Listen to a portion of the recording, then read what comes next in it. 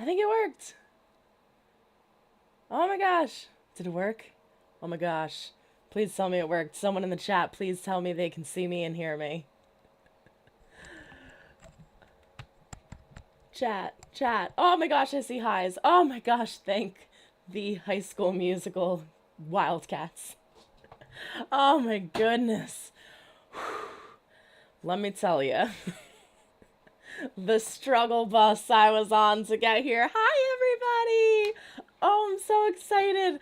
Oh, I have to text my brother and tell him it worked. Hold on. I'm on. Oh, fantastic. Hi, everyone. Oh, I'm so excited. Oh, this is great. Okay, fantastic. I This is only my second live stream that I've ever done.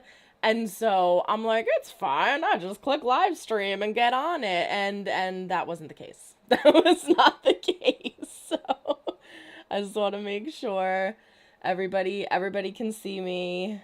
We entertained her. Yes, Benny, I could see that everybody is talking, which I love. That's what was bringing me at ease, too. I was like, everybody's having a nice conversation. Everyone's talking. Nice little High School Musical family. We are good. Okay, thank you. Thank you for entertaining yourselves while I had a panic attack. Because I was like, oh my gosh. I told everybody to come in here, and I didn't freaking set it up right. All right. We're good. We're good. All right. Hi, everybody. Thank you for joining. I just can't, boop. I just can't click anything and mess it up. So, oh my gosh, so many comments. I'm not even going to try to catch up because I'll just be so behind. So, oh, hi. We had some deep discussions. Yes, I am so happy that you were deep in discussion. That's why I wanted to do this, because I marathoned the entire season in one day. It took me all day. And I was like, I need to talk about this. There's so much to dive into and talk about. So I figured what other perfect way than to do a live stream. Let's see. Benny, in a perfect world, the Lily harness thing would have came out at the end of season 2 and Rena starts over with their friendship in the season 2 finale. What happened to Lily? I thought it was really interesting that they had a bunch of cameos from people, but we didn't get one from Lily. I feel like Lily would have been funny to have there, just like to pop up real quick. How many times was the Rena cue used in season 4? I have no one to talk to about this show at my school, so this is a real treat. Fantastic, Autumn. Well, welcome to our High School Musical family. Hi, this season had a lot of drama. Yes, it did. I binged it all with my best friend. Both sobbed violently. Okay, so I have only edited up to episode 4. And I have that in YouTube Studio waiting. I'll throw it up after this is over. Because I was planning on doing it before this, and then all this chaos broke loose and I couldn't live stream. So yes, that will be coming later on tonight. But I am fearing having to edit the finale, because when I tell you that I was crying, Patreon supporters that are in here, if there are any, they know. I literally had to like mute my mic and turn around and just like compose myself because my nose was dripping and oh my gosh, I was a mess. I was a literal mess. So I'm right there with you. I understand. Same, but I left the last episode for the next day because I lost all my tears for the 7th episode. Kenzie, I almost did that. I almost wasn't going to watch the finale, and I was like, you know what? I'm just gonna get it done with. I'm gonna do it and be done with it so that I could just emotionally drain myself all in one day and be done. Ricky broke up with her and we never saw Lily again. We saw Lily for like 5 seconds at the beginning of season 3, and then she just like poof disappeared into wicked smoke. Ricky, I'm so happy for Gina on her movie. I really liked that. I loved the character arc that they did for Gina, where they made her this movie star, because her whole career, or her whole life in the High School Musical series, has been her striving to be the best that she can be and try to be this person that she deems as perfect, and to be able to have that satisfaction of like, I have a movie deal now. It's like everything worked out, it all paid off for her. I'm so proud of her. I can't believe it's over either. I know. How would you rank the seasons, and what was your reaction when you saw Seb and Big Red's reveal about the cheating? Oh, well, you will see that when I post season 4. I hated that. If there's one thing that I had to complain about in regards to the season, it would be that. I really did not like that part. I thought, I said this in my reaction, you'll see once I edit those future reactions if you watch them on YouTube. What I would have preferred is, we always have Seb as this comical, goofy, misunderstood kind of a character, right? And everyone always looks at him like, "Aw, sweetie." And it's just like, that's Seb. I would have much rather preferred it be like, "I cheated on you," and like we see like a flashback of Seb like in front of his TV, like falling in love with an actor on TV or something like that, you know? Something goofy where it was blown out of proportion and it wasn't necessarily what Seb was basically saying it was. Like, he cheated, but he didn't cheat. I would have much rather them have them do that. But obviously it didn't work out that way. I hated it. I absolutely hated it so much. And freaking who the heck is Jared? Like, I understand that that was the guy in season 3 that Seb thought that Carlos was cheating on him with, but it was just so random to have him back. I legitimately didn't even recognize him. Like, if they didn't say in the show this was the kid, I would have been like, who the hell is Jared? I did not like that. Did not love that.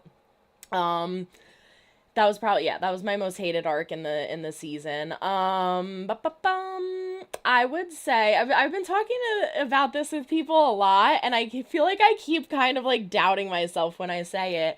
I want to say that season 1 is my favorite because it's just so nostalgic and it's the first one and we get everybody and it's so awesome. But it's like a toss-up, I have to say. I am one of those few rare people that actually really liked season 2. I loved season 2. I'm a huge Beauty and the Beast fan. I literally did this in my reaction. I haven't moved my wristlet yet. I am a Belle fan. Belle is my favorite Disney princess. I love Belle. I love Beauty and the Beast. So I loved season 2. Season 1 and season 2 are a toss-up for me. Season 4 was fantastic. The first few episodes I loved, but were like a little rocky, and then the second half just like blew me out of the water. So I would say 1, 2, 4, and 3. I really didn't love season 3. Season 3 was fun. I had a lot of fun with it. The songs were great. But I didn't love it. Actually, I was just talking to somebody else about this. The Fire and Rain song that Maddox and Jet sing is probably one of my favorite songs in the whole series. I've not had any other song aside from Born to Be Brave. If you watch my reactions, you know that's my favorite of all time. I have not had any other song aside from Born to Be Brave stuck in my head longer than I did the Fire and Rain.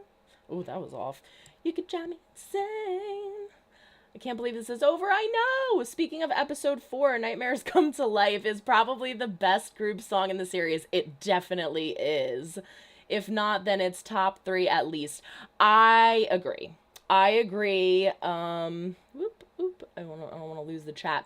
I agree that Nightmares Come to Life is definitely one of the best group songs, if not the best group song. It's one of my favorite of the series as well. And I am definitely putting that on my Halloween playlist. I also love just the whole production of it. The dance. I'm a huge horror fan, as you can see. Zombies are my favorite in the horror genre. So to have a zombie-themed song was just mashing 2 loves of my life in there.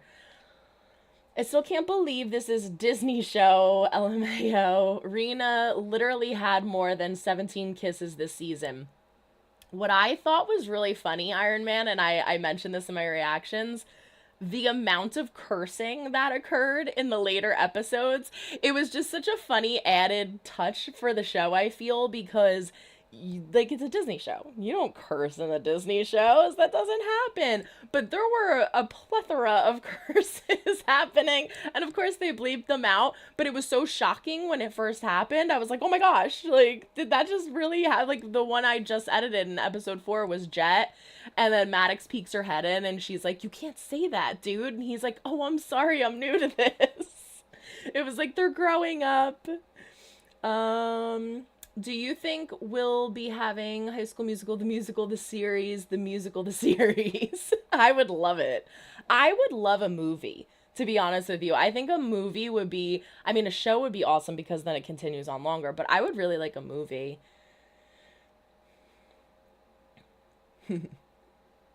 That scene between Ricky and EJ, though. Oh my gosh. So I knew that we were going to get EJ, obviously, because we saw him in the trailer, but I didn't realize how much we were going to get EJ, and I really loved that scene with him and Ricky. I thought it was so awesome. That duet that they did was fantastic, and I feel like because we had, I don't want to say drift away, but because we didn't have Big Red and Ricky in any scenes together, really, for seasons 3 and 4, like, we had a really nice one at the end of season 4, but because we didn't have as much as we had prior, I think it was really special to have somebody to bond with, for Ricky to have that conversation with. Like, he has friends, obviously, but he doesn't have anybody super close that kind of understood what he was going through, that I felt like he felt he could open up to.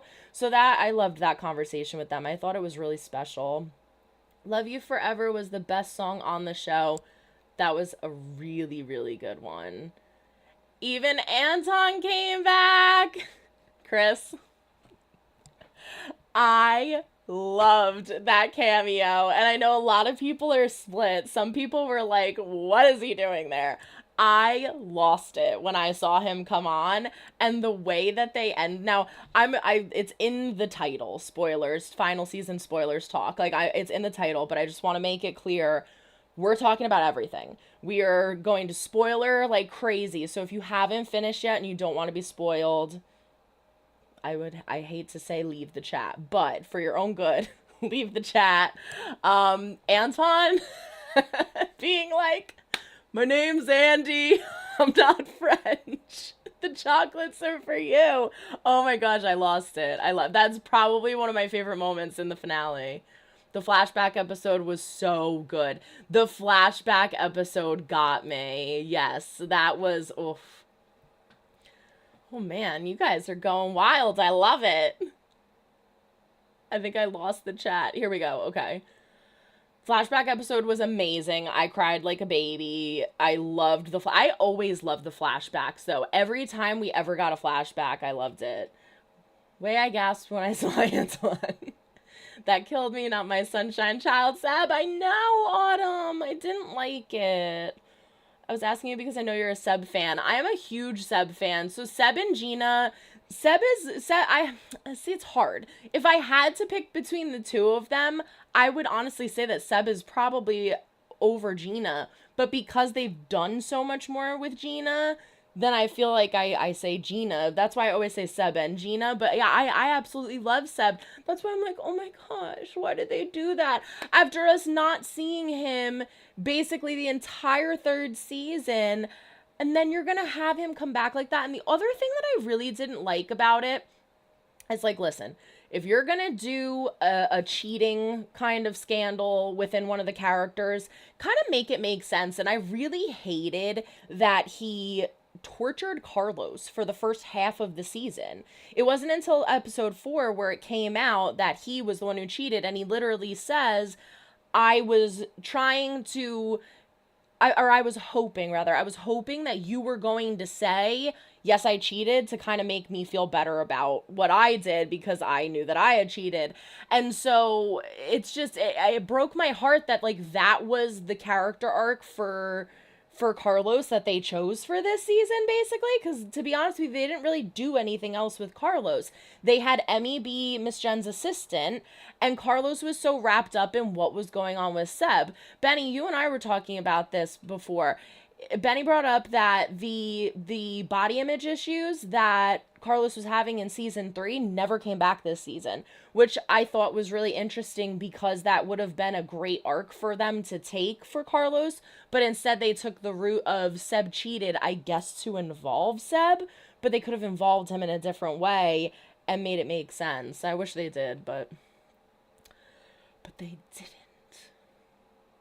I really love the appearance of EJ and the growth of him. He came such a long way, and the songs speak out. I'm so proud of Josh and Matt. Yes, I loved the maturity of EJ and what they did with his character.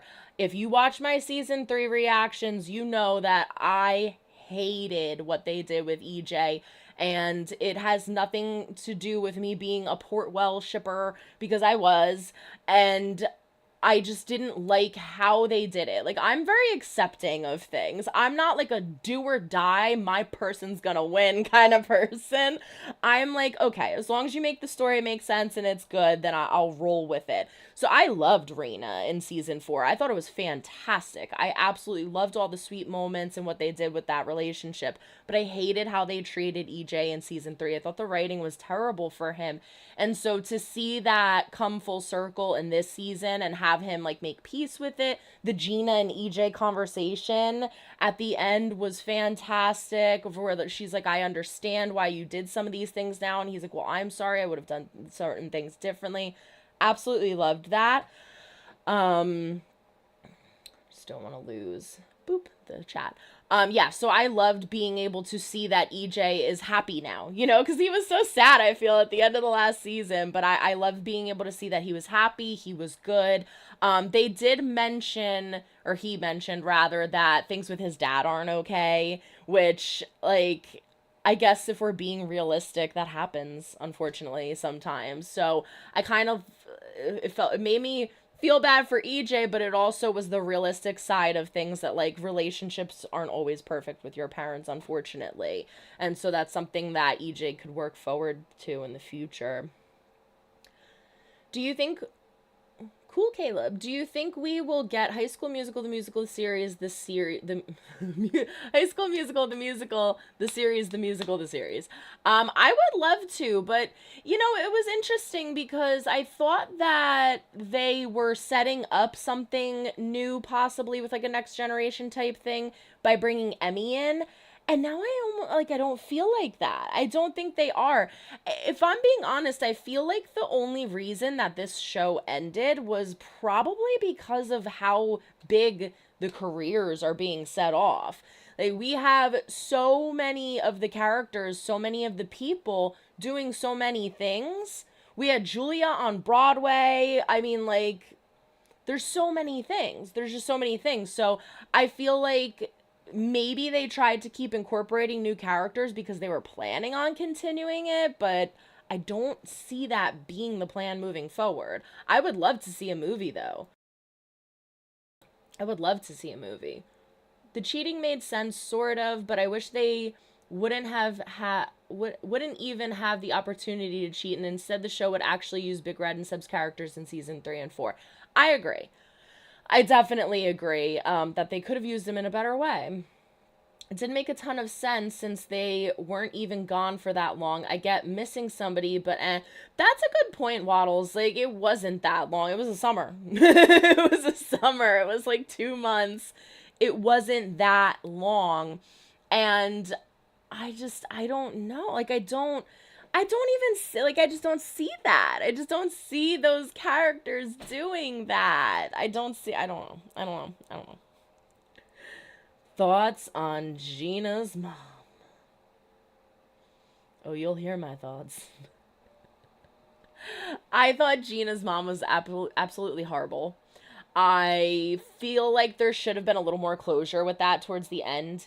We got the whole, like, oh, she accepts Ricky and she tells him, like, you can come through my front door next time and all that. Like, okay.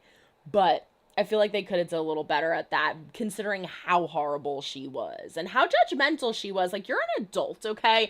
Adults make mistakes. I'm not saying that they don't, but the way that she treated that child, like, Ricky is a child, okay? He's about to graduate high school. Like, be a little easier on him. Benjamin and Miss Jen, though. Cool kids. Yes. Mr. Mazzy. First of all, Mr. Mazzy this season, but I loved it. Benjamin, I loved it. I thought that was so cute because I wanted to see them as endgame, so I'm happy they were. Kenzie, when EJ told Ricky he would never forgive him if he hurts Gina, I sobbed. That was really sweet because it shows that even though he made peace with the whole Gina situation, Gina still truly holds a special place in his heart and he is protective over her, and I love that. It shows like all of the things that he did that broke the relationship truly were just mistakes. They weren't selfish decisions that he was intentionally doing because he was a jerk. He really does care about her. Season 4 is my favorite right now. I am definitely going to be watching season 4 again. This, especially the second half, like 5 to 8 blew my mind. I said this in the end of my reaction for the finale. It's reacting is a lot different than watching in front of a TV on a couch, right? So you're sitting on the couch, you're all comfortable, you're eating snacks and whatever, and you just binge watch the whole show like that, and it's no problem. For reactions, I have to set up the camera, I have to, make sure there's no cats attacking me.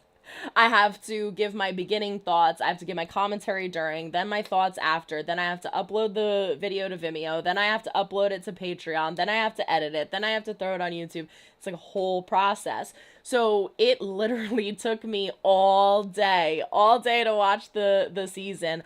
I started at Jay, actually my brother, Viewmaster's Reactions. Go check his video out. He has the first one up on Patreon and on YouTube. He got up at 3 a.m. Actually, I don't think he went to bed. And he got up at 3 a.m. and did it. I got up, I think it was 6 because I slept past my alarm. And I was not done until 1 a.m. Like, it legitimately took me all day to watch it. But what the point I'm trying to make is that 1 through 4, I was struggle bus, like, I'm excited, but I'm tired because it's 6 a.m., chug coffee, and wake up. And then by the time I hit episode 5, I was like, I need to do it. I need to finish it. And the second half was much easier to watch than the first.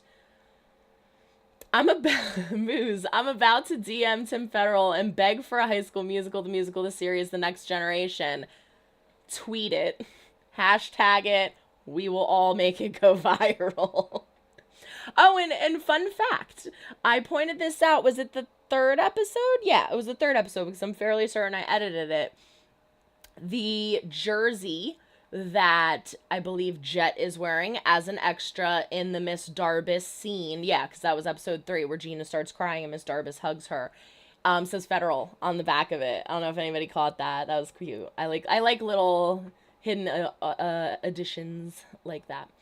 Autumn, I really like season 2, just not the finale. Beauty and the Beast is my favorite. Yes, Beauty and the Beast is my favorite. I really liked season 2 also. I thought it was really well done. And again, I don't know if I'm being biased because I love Beauty and the Beast, so all the Beauty and the Beast songs are really fun, but that was a wild finale.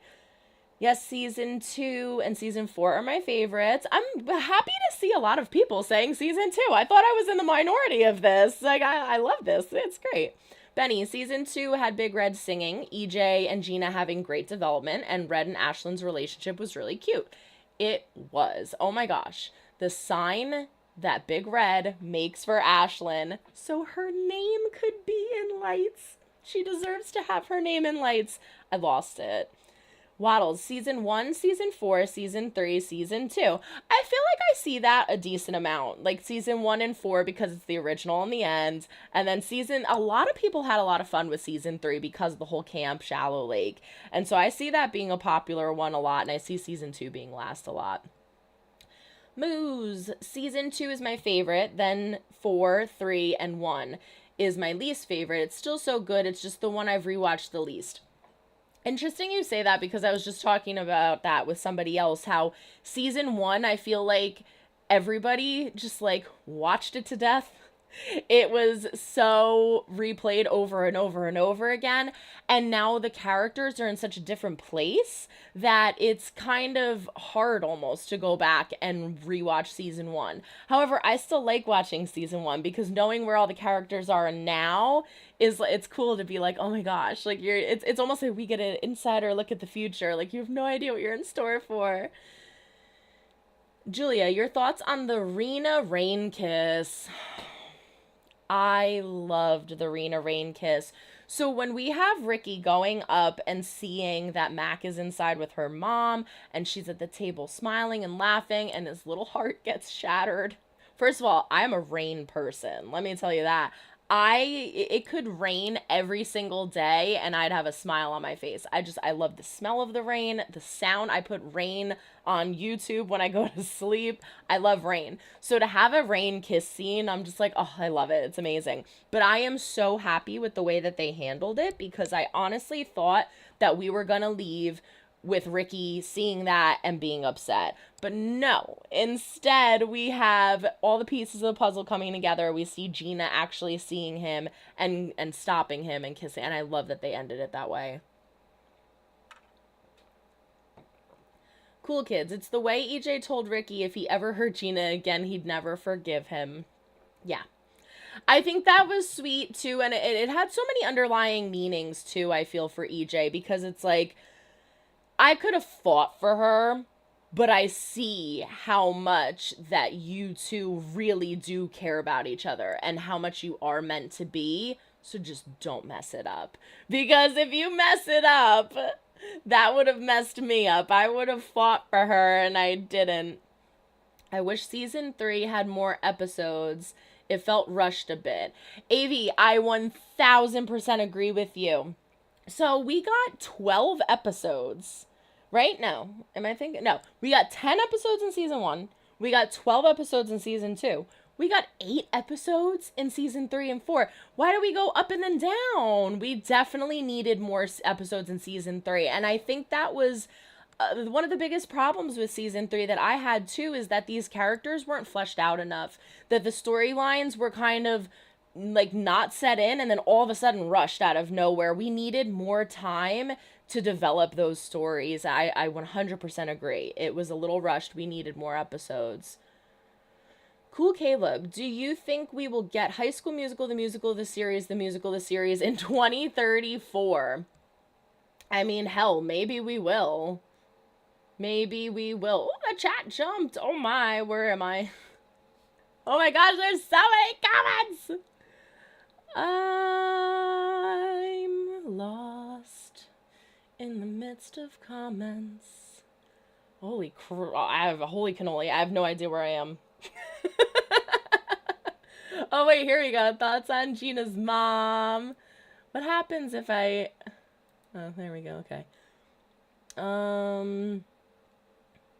Oh, here we go. Okay. Yeah, in 2034. That would be awesome. Like a High School Musical, the musical, the series reunion. Chris, Nightmares Come to Life felt so different. It did, didn't it? It really did, in a good way. Cartoonish. I love how they brought back Born to Be Brave in the finale. Cartoonish. Oh, yes. When I saw that it was named Born to Be Brave, I almost lost it. Because, again, best song, hands down. Best song, best choreography, best storyline involved in it, best vocals, best. I lost it in the finale. Season 3's music was trash with the production. I like more of the acoustic feel of the other seasons. Yeah, I wouldn't say it was trash, but it just wasn't as good. It wasn't as good as everything else. This is a big thing, too, that I actually didn't mention yet. Don't hate me. Didn't like Camp Rock. I did not. I reacted to the first the only two Camp Rock movies before season 3 came out in preparation of season 3 because I had never seen them. Being a Disney kid, I had never seen them. Did not like them. I didn't like them. I'm sorry. They weren't terrible, but I really didn't like it. And so, yeah, I didn't love the music, which is why I think it's funny. I don't even know if it's called Fire and Rain, but the Fire and Rain song that Jet and Maddox sing, it's really is one of my favorites. And that's why I was surprised because I'm like, I didn't even like Camp Rock. If we're talking I'm curious. I want to ask you guys questions, but there's so many questions and I love it. What are your favorite cover? What songs did you like in the High School Musical, the musical series that you liked better than the originals? Because that was one of them for me. I actually just yesterday re-listened to the Camp Rock version of that, and I was like, it just doesn't hit the same way. Maddox and Jet's version was a lot quicker and like boppier, and I liked it.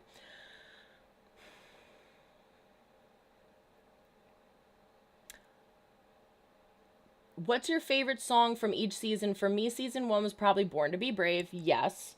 Season two is probably The Perfect Girl or Let It Go. And season three is Love is an Open Door. Four is Maybe This. It's hard. I would say, you know, I really had a lot of fun with Gaston in season two. I thought that EJ and Big Red killed it. And I don't know if it's my favorite, but I really, really liked that one. That one like popped up right in my head when I thought season two. Born to Be Brave is season one for me.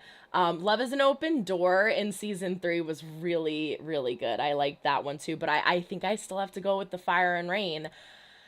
Season four is the zombie song.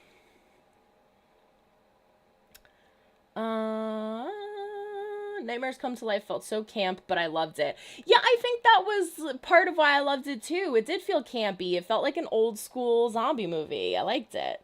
And I liked how they were like being pursued by all of the people that were causing kind of chaos for them. And a bunch of curse words. Ricky using the F word at the end was funny. That was funny. The middle finger bit with Andrew was probably one of my favorite moments of the whole series. I just loved him. I loved everything that he did. I loved everything that he said. I'm not kidding. I will try to edit in as much as I can of the Anton scenes because I lost it. When I'm telling you I lost it, I'm not kidding. Oh my gosh, he killed me. I loved it. It was so funny. The amount of cursing was my favorite thing that was added, and Antoine and Dee's middle finger. Ahaha, it was Ricky in the finale for me. Who the F are you guys? Julia, yes. Like the whole series. We're just ignoring the fact that we're talking to the cameras. Like at least it was done very much so like The Office. And yeah, like at least with The Office, they've set it up where it's like there's gonna be a camera crew, it's a documentary. But like who the F are you guys? Elizabeth, seeing Andrew was a delight. It was. Sinead Porter, Rena Rainkiss, Rena Rainkiss, Kenzie, yes, the EJ and Ricky duet was Chef's Kiss. It was. Did you see the Rainkiss different take they posted on Twitter? Iron Man, I did not. You know, now that I'm done, I've been so busy because last week I marathon Heartstopper, started editing those, did The Summer I Turned Pretty on Thursday. Then this week I did High School Musical, started editing those, did The Summer I Turned Pretty yesterday. And then today I actually reacted to Red, White, and Royal Blue, which is why my eyes are like that. I did not get punched in the face. And 'cause I had the red lips, I had a white shirt, and a blue eyeshadow. See what I did there? And it was fantastic, by the way. I really liked it. I thought it was a fantastic movie. It's on Patreon because it was a Patreon request, and I would love to edit that up at some point, but I've been so busy. So I want to dive into all the extras and everything, but I haven't seen that. If Iron Man, if you're on Twitter, tag me in it. So I'll check it out because I'm very forgetful. Also, I love how you pronounce Tim's name. Oh my gosh, that's so funny because I don't know how to do it as Federal, lol. It's one of my favorite parts of your deep dives. You know, it's funny. I asked like a while back, I don't know if I'm saying this right. And then I just kind of kept rolling with it because I wasn't sure if I am or not. I also say things a little funky sometimes because I'm Jersey. So I say things like dog. I say dog. I say coffee. I say things, and I talk really fast, as y'all know. So the faster I talk, the more the Jersey starts to kick in all of a sudden. And I will sometimes people think I'm saying things. I'm probably just saying his name wrong. But sometimes people think I'm like pronouncing things wrong, and I'm like, no, it's just the way I'm saying it. Benny, I just don't see chemistry with Big Red, and it felt like a cheap way to give him a love interest. I would agree. Excuse me. I would agree if it was something that was continued on. So I feel like with this show, I just got a Twitter notification. So Iron Man, if that's you, thank you. I feel like if it was continued on, then yes, I would agree. However, I feel like with this show, you've got to take certain things with a grain of salt. And you can't always take so much of it seriously. Like, we've talked about this before, Benny. How many freaking times at the end of an episode do they leave us with a crazy cliffhanger, and then the next episode is just gone? It just doesn't, it's not there. That's why with like certain things when it comes to comedy in the show, I kind of let it go. Cause like, yeah, if I had to take it seriously, then like maybe I would like to see it fleshed out a little bit better, and if it works, it works. But to see him and just like and the way that Biggie responded, which he's like, I'll call you, and just walked away. I loved that because it makes me feel like he's secure with himself and he's happy and he's in a good place. So I liked it. I thought it was funny. I died when he showed up. It was important for Ricky to hear the tough love advice. You saw the way Ricky said, I love you, and showed appreciation to everyone in the last episode. Yes. The growth of Ricky from season 1 to season 4, fantastic. I loved it. I really, really loved it. Cartoonish. Miss Jen and Allison Reed moment.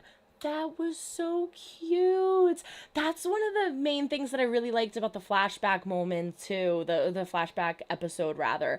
It was so sweet to see everything connected, to be like, well, Gina is the reason that Ricky even auditioned. Well, Ricky's the reason Gina even went to the sign up board, and Allison Reed was the reason that Miss Jen really went towards the teaching position. It was so cool to see. I love the way things connect like that. Cool Kid, season 4 was like, oh, you want a normal final season? Ha, hell no. Pretty much. Season 4 was definitely for older audiences. Yeah, and I think that's because everybody kind of that started watching it also grew up with the show. So you had like the group of people that grew up with the High School Musical movies, and then you had the group of people that grew up with the show, and so everybody just kind of got mashed in there, and it was fun. I really wish we got to see Jet and Courtney more, because season 2 and 3 have kind of the same story, or Ricky, EJ, and Gina, Mac, and Ricky. I think it would have been better if it was Court and Jet.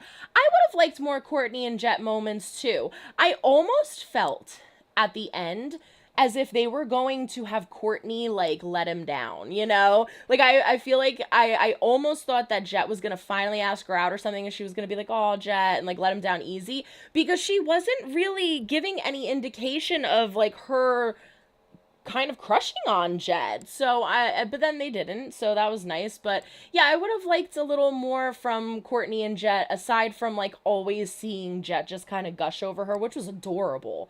But I just would have liked more. And I did like Howie. And then Howie just disappeared in the portal hole of High School Musical. And like someone new.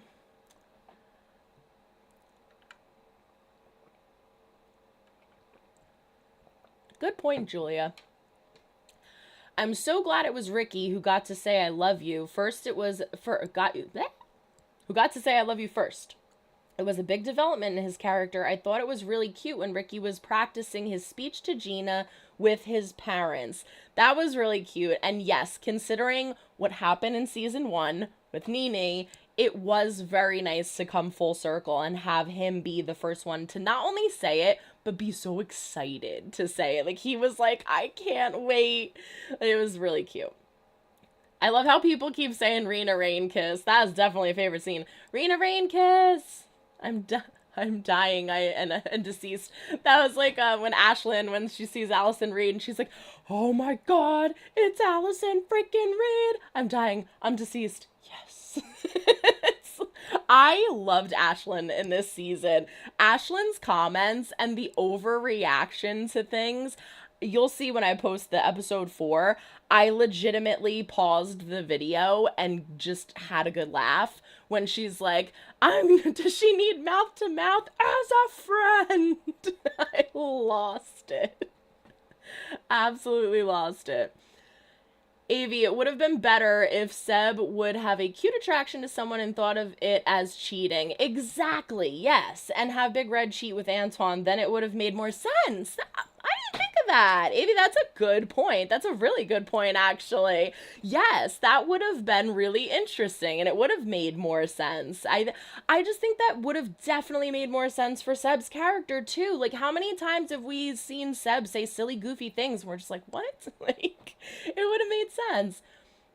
Chris, it was nice to finally see Ricky in a long, happy relationship. Yes, and being secure with himself.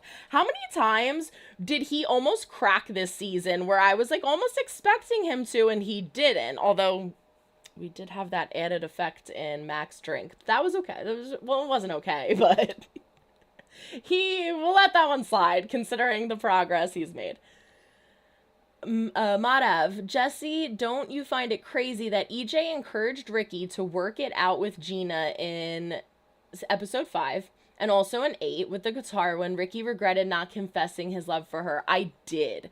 And I kind of love that it was EJ because again, it really showed the progress that has been made with not only the two of them, but how secure EJ feels in seeing that. Like, it's hard to explain, but it's like you just know when two people make sense, right? And I think that's where EJ is, where he's like, I loved Gina and I care about her still and I always will, but I don't think that's my path. Like, you can love someone and not be in love with them, and I feel like that is why EJ helped him, and I loved that.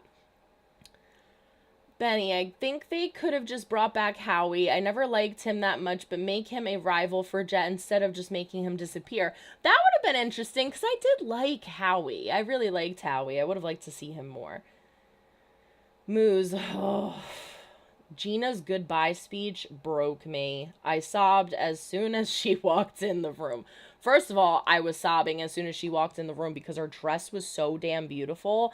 I could not take my eyes off of her. The colors, the way it was on, like, oh my gosh, how it flowed out. She looked like a princess. But then her speech, I talked about this at the end of my reaction. The way that she gave that speech felt like she was breaking character. And the way that the people were responding to it felt like they were breaking character because they were truly saying goodbye to one another. And it felt so real. And that made it 10 times worse for me. I was just, oh my gosh, I was crying so much. Yes, exactly. I hated how EJ's story ended in season 3. It could have been so much better if he had a good ending. And I was also a Portwell shipper, but he is happy now, which is great. Kenzie, exactly. I just wanted to see him happy. That was the whole thing. I wanted to see him happy. At the end of season 3, we have this whole conversation where Val, like, encourages him to call his dad, and it doesn't go well, and we just had sad little EJ, and I'm like, what the heck? This kid went through hell all season. Can we just see him happy? Kenna, I'm the same way. When they were feeding me Portwell, I was like, cool, love it. And when it moved to Rena, I was like, cool, love it, LOL. I'm so glad EJ finally got a good season where he is thriving. That's the thing I agree with 100%. I'm fine with it, just make it make sense. I'm fine with it, just make it make sense. And bring the story to a point where people actually grow and are happy. Just don't just destroy characters for the sake of doing something.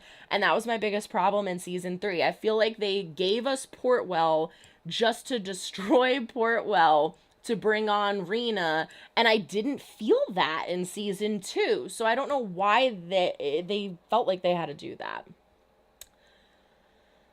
When Gina started saying bye to everyone, it broke me, yeah. Can we talk about how Ricky was bringing Gina chocolates? I said that too in the reaction. You'll see I'm like, oh, this time it's definitely the chocolates from Ricky, which was also confirmed. We have a confirmation because there were so many theories going around back in the earlier season. Did Gina's mom send the chocolates? Did Ricky send the chocolates? Did Ricky have Gina's mom send the chocolates? And now we know Ricky had nothing to do with it because Gina's mom didn't even know who he was. But yeah, that was cute that he was bringing her chocolates. The amount of things that got brought up between the two of them that they remembered, or like, oh my gosh, how cute was the conversation when they're in her trailer. And she's like, did I say that? And he's like, I don't think I ever forget anything you say.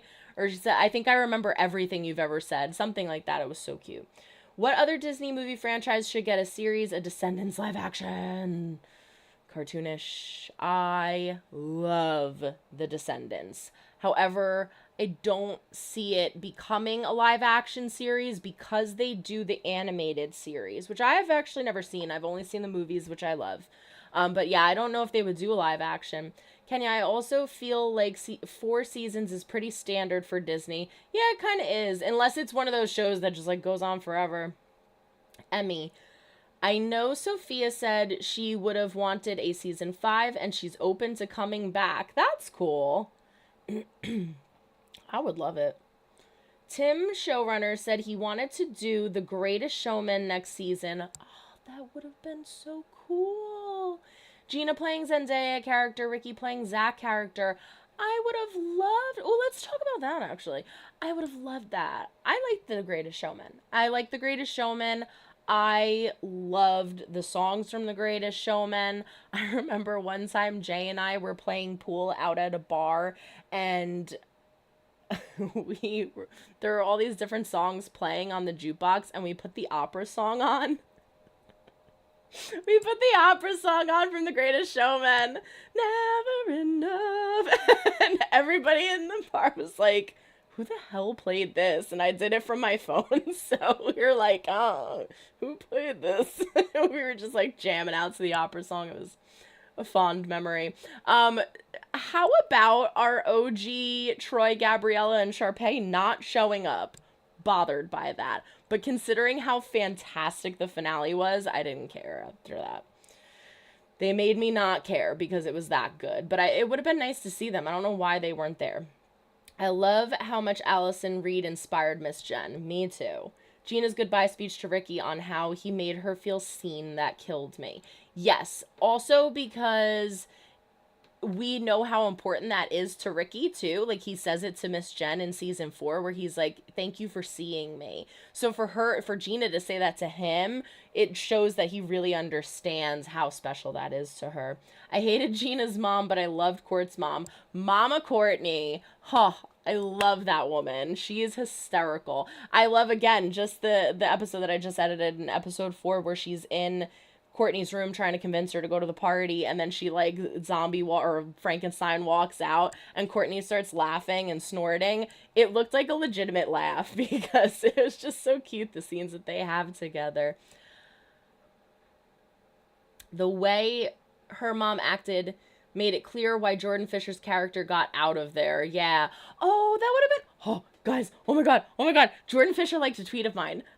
It's one of my finer moments. Jordan Fisher liked a tweet of mine. I was so excited.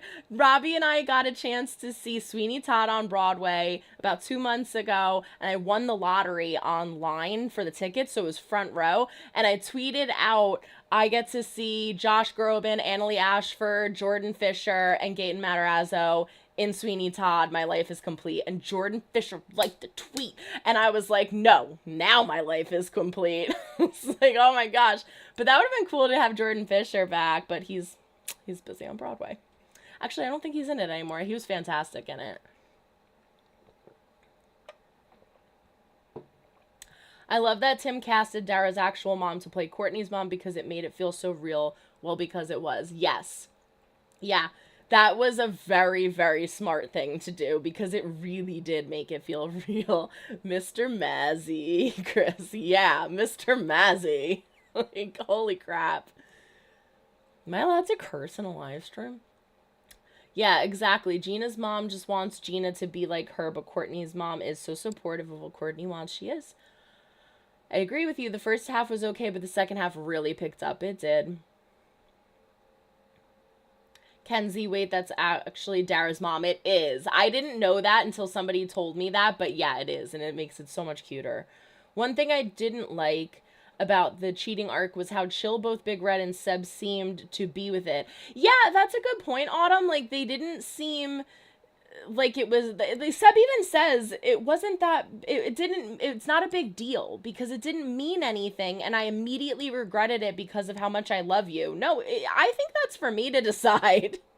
If somebody cheats on me and then tells me it's not a big deal, they can go off because that's for me to decide whether or not it's a big deal or not. Ray! My Raimi! Hi, Ray Ray. Ray is my brother. Ray is my brother who did this shirt. You aren't a maybe, you're a yes. Ray does all my cool thumbnails and designs and logos for the channel. Oh my god, I have so much stuff here. I need to start organizing my things. Ray did the design for my hats, which you can find on my YouTube channel page. Ray did, oh, that's my wristlet. Ray didn't do that. Ray did the Cousins Beach hats. Well, this is actually just a logo that you can get on Redbubble. You can find them in the descriptions of my videos. But he did that logo. You can get it on shirts and phone cases. But yeah, if you aren't a maybe, you're a yes. You can get this on shirts, on sweatshirts, on hats, on phone cases, everything. So go check it out. They're in the description below. Ray is very talented. And there's a whole bunch of other stuff in his shops as well. Hi, Ray. I woke up at 3 a.m., binged 1 through 7, went to my 9 to 5 job, and then watched the finale when I got home because I knew I would cry. Good call, Kenna. Good call, not going to work with sobby eyes. We all knew Red and Ashlyn were over, but he was way too chill when confessing that to Ashlyn. He was, and also the conversation that Big Red had with Seb about it and how hurt Seb, or excuse me, the conversation that Big Red had with Carlos about it and how like nonchalant he was and how hurt Carlos was never came back around until the last episode where they are addressing the fact that Seb's dad knows that he's out and they can go on their housewives tour, and Big Red's like, oh, you guys deserve it. Like, I'm happy for you guys deserve it or something. And they're just like, and smile. Like, I guess I just wanted more from that. But I guess, again, since they introduced that so late in the season, there wasn't enough time to work it out. And so, like, I would, if that was me, I would be mad at Big Red for a while. I would respect that he came to me and said it and apologized, but I'd be mad for a while. So I guess it's like, what else are you supposed to do with that? How about not do it, Tim? No. Let's not let Ashlyn off the hook today. Jared interrupted Madeline when they were about to kiss. Ashlyn definitely wanted to cheat. That's funny, Madam, that you bring that up, because in my reaction, I'm like, yes! And then I'm like, who's the damn pumpkin that interrupted? Well, I'm like making my camera blur. I was so upset that they didn't kiss. And then later on, when we have the conversation with Big Red and Ashlyn, he's like, I cheated on you. I'm like, oh yeah, they're still together. I completely forgot that they confirmed in like the first or second episode they're still very much so a couple, so that definitely would have been cheating. Yeah. Yes, that's Dara's mom. There's 2 of me. Hi, Dad. Oh, is my dad in here too? That's funny. Oh no, where did it go? Oh, wow. I think I'm so behind on the chat that it, like, popped. There we go. It, like, popped me down. Hi, Daddy. YouTube Central? Is that? I'm rewatching. I'm on season 2 right now, but for some reason, I just can't help to love season 3, though. You're not alone with that. A lot of people like season 3. When season 3 was going on, the amount of comments in my videos that of people being like, oh my god, season 3 is the best, the best. There were so many comments like that. Oh my god, it's literally so sweet. It makes sense why they look so comfortable together. Yeah, they're adorable, Courtney and her mom. Yeah, I agree. I feel like the 2 of them were like, oh, that happened. Oh, well. Yeah, the cheating thing, I don't know why did they bring it in? Why did they bother doing it? If you're not going to do it right, then don't do it. It's the last season. Don't break our hearts. I said this in the reaction. If they were going to do something like that, it should have been brought in either in a previous season so that they could make it work out and give it time to process and work through. Or you don't do that in a last season. I like season 2 as well. It's sad that The original season 2 finale was scrapped because of COVID. Like, I wonder what it could have been. I do too, actually. Yeah, that's a good point. I always forget that season 2 was during COVID and it changed things a lot. Needed more Jet. I would have liked more Jet too, and I don't know why they introduced Jet. Well, I feel like I do, actually. I don't know why they introduced Jet just to not be able to utilize him to the fullest extent, but I think the whole point was they didn't have Big Red. So they wanted not only some, like, a project kind of for Ricky, because Ricky did help Jet through a lot of things, but they also wanted Ricky to have a friend there. But, like, I've asked this many times, and I don't think there's an answer because no one can answer it. Why did we not have Big Red and Seb in season 3? Were there just, like, scheduling conflicts or something? They're not in any other projects. Could they not travel to where they were filming? Like, why did we not have those characters? Because I feel like that's the whole reason they brought Jet and Maddox in. I didn't like season 2 because, like, people said, like, because I'm sorry that I'm, like, squinting. Like, I don't have my glasses. I need to get new glasses, actually. They're scratched. Because, like, people say EJ's character assassination happened in season 3. I didn't like season 2 because, like, I see. I didn't like season 2 because, like people say, EJ's character assassination happened in season 3. Yeah, and that's why I didn't like season 3. It's like they built up I get what you're saying. It's almost like season 2 is kind of a waste because of what happened in season 3, but it's like the opposite for me. I liked season 2, and that's why I didn't like season 3, because it's like, why the heck did you give us all that cool stuff in season 2? My favorite character, Ricky, was at his worst.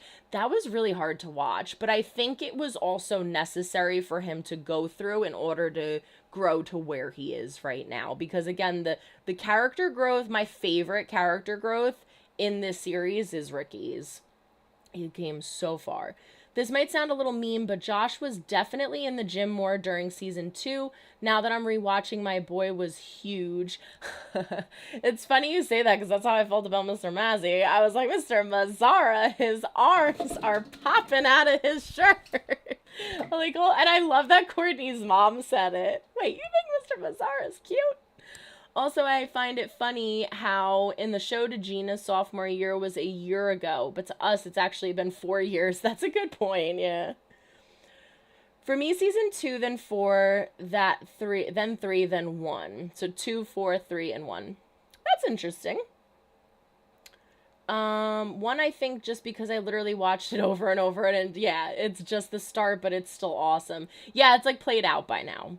My comfortable episode is season 2, episode 4, The Storm. I loved that one too. If I ever need to fall asleep, I just put it on. It's not too much going on besides rehearsals and then the Snowden storyline. It's just so comforting. I did like the Snowden story, and then the conversation with Miss Jen and Nene, that was cute in that one. Elizabeth, we needed the boys are back. I said that in the reaction when you'll see. I'm like, oh my God, are we going to hear the boys are back? And then we just like hear it in the background. And I'm like, we couldn't get like a smidgen of it, just like a clip of it. I think that would have been cool. And that would have helped Jet's character. Like, talk about involving Jet more in the series. That would have been perfect. The whole arc of Jet is befriending Ricky, them learning from each other and everything. And then you don't give us the boys are back? Ricky's line to Mac in the finale where he says, I wish there was like 38 more episodes of that stupid show.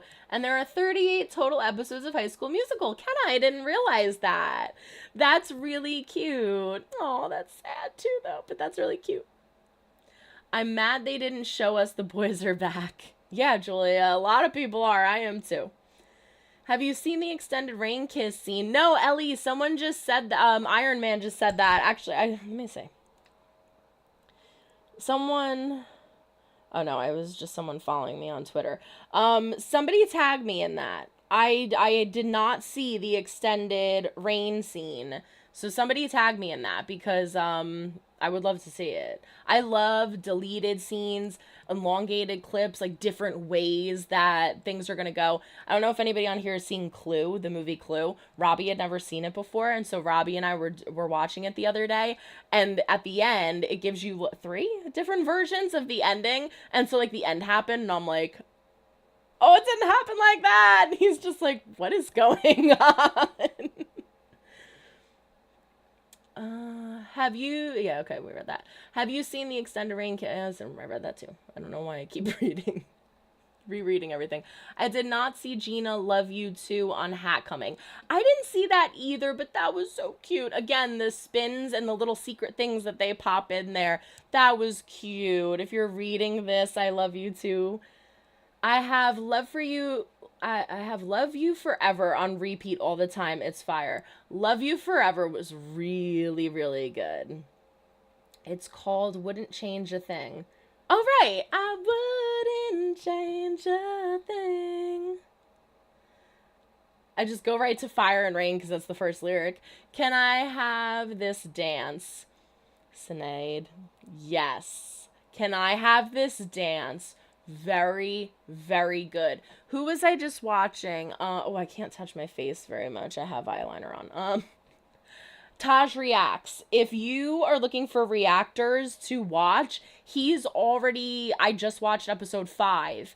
I think he even mentioned in the video, what's today? Friday. He is planning on being done by Saturday, I think. I think he was going to release 6 tonight, 7, or no, I think he was going to do 6 and 7 tomorrow and then release 8 on Sunday. But he mentioned that Can I Have This Dance was one of his favorites, and that he liked it better than the original. And I have to agree, because I think that the vocals of Gina, when she starts singing that song, first of all, it was cute how it started too, where Miss Jen's like, we don't have to do this. And then she's just like, oh, okay, go for it. I thought it was so beautiful. And then so when Carlos is like, I didn't choreograph that, but no notes. That was beautiful. Tara. After episode 6, which had the flashbacks, I went back to watch the first episode of season 1, and wow, the flashbacks for Seb and Gina fit so well because of her facial expressions during Ricky's audition. Oh, that's gonna be interesting. Okay. For Seb and Gina.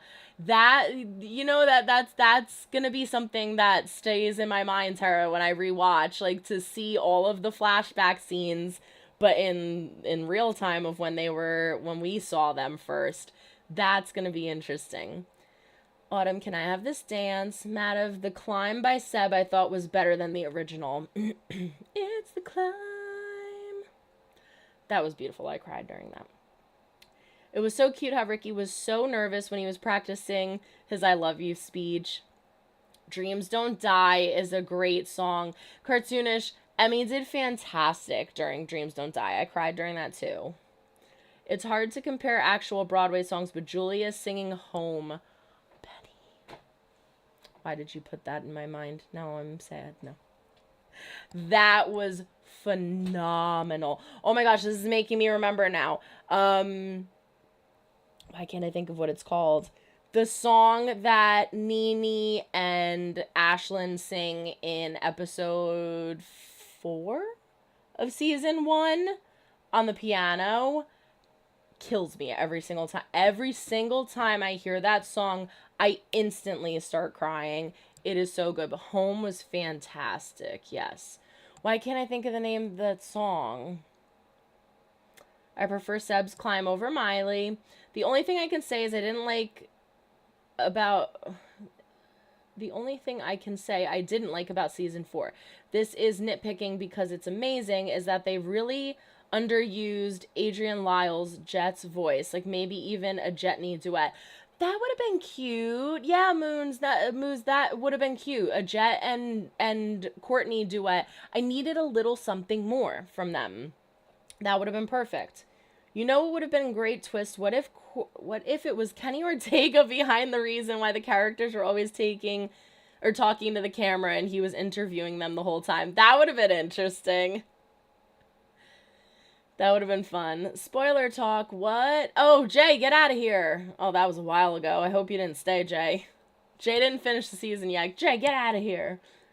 High School Musical Emmy. High School Musical 3 was originally a Halloween movie. In Nightmares Come to Life, they're dressed as the High School Musical characters. I didn't know that. Hi, bye, lol. I need to marathon tomorrow. Yeah, okay, good. Jay left. That's Viewmaster's reactions.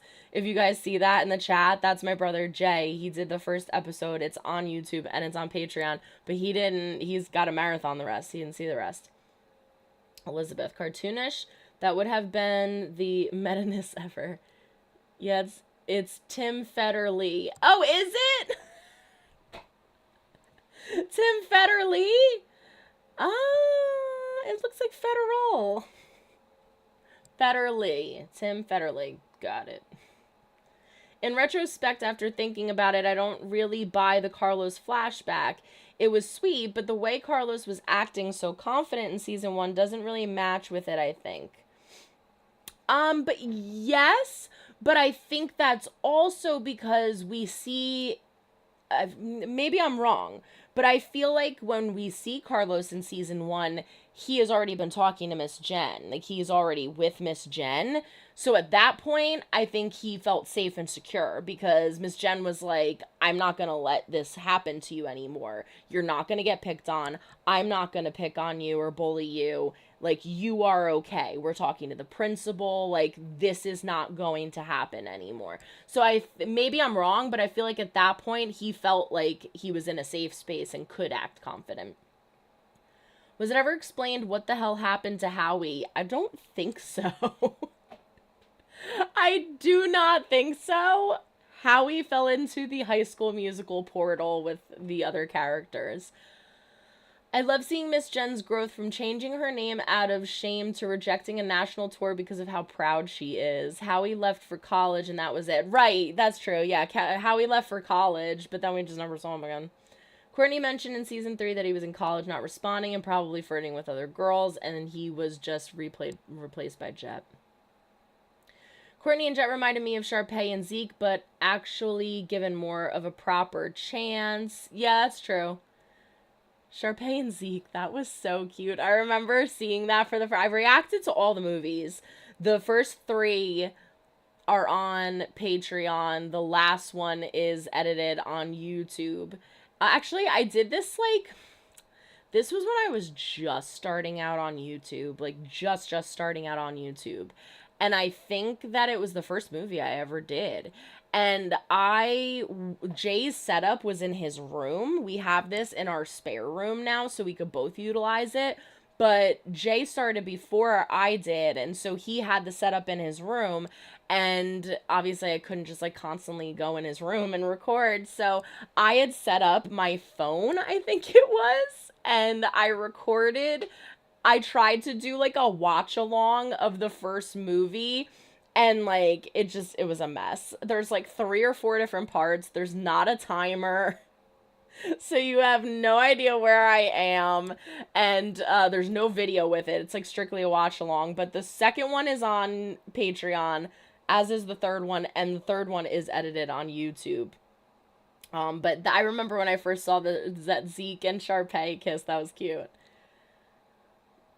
Madeline kiss. Yes. I loved Ashlyn and Maddox getting together, and I thought it was really cute how they did it because they brought closure to the Maddie situation and led right into where they should be. Ella, fact, they filmed episode 6 just after finding out the show was ending, so the emotion was real. Oh, I didn't know that. I wonder why it ended. Elizabeth, he was confident after meeting Miss Jen. Yeah, that's what I think. I think after that, he was secure with himself. Kenna, I'll do mouth to mouth as a friend. As a friend. Julia Lester's line delivery is one of the best I've ever seen. It really is. I hate that Robbie and I last year were fortunate enough to see Dear Evan Hansen and Come From Away, and both were fantastic. And his mother was like, we should try to go see Into the Woods. And Robbie was like, I'm not going to New York again this year. So So I was like, all right, maybe we'll do that next year. And then I didn't realize that they were taking it off of Broadway. So by the time we looked for tickets, it was gone. And I had found out that she was in Into the Woods, and I was like, oh my God, Julia's in Into the Woods. This is so awesome. Like, oh my God, we totally have to see Into the Woods now. And then it was gone. And I'm so upset that I didn't get to see her, because I feel like she would have been incredible. Well, I mean, obviously she was. She was nominated for a Tony.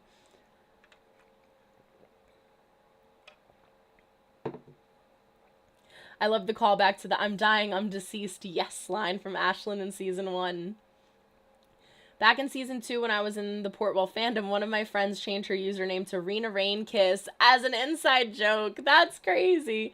Now we're both Renas, and I called her saying, you manifested this. She made it happen. When we first met Ashlyn, I honestly didn't think Julia was a series regular. I don't think she was, to be honest with you. I think that they probably meant for EJ to be, and she was EJ's quirky cousin, and people loved her. So I think maybe that's how it went. Maybe I'm wrong, but that season 4 finale didn't feel like acting. No, especially Ricky and Gina's speeches felt like Josh and Sophia actually talking 100%.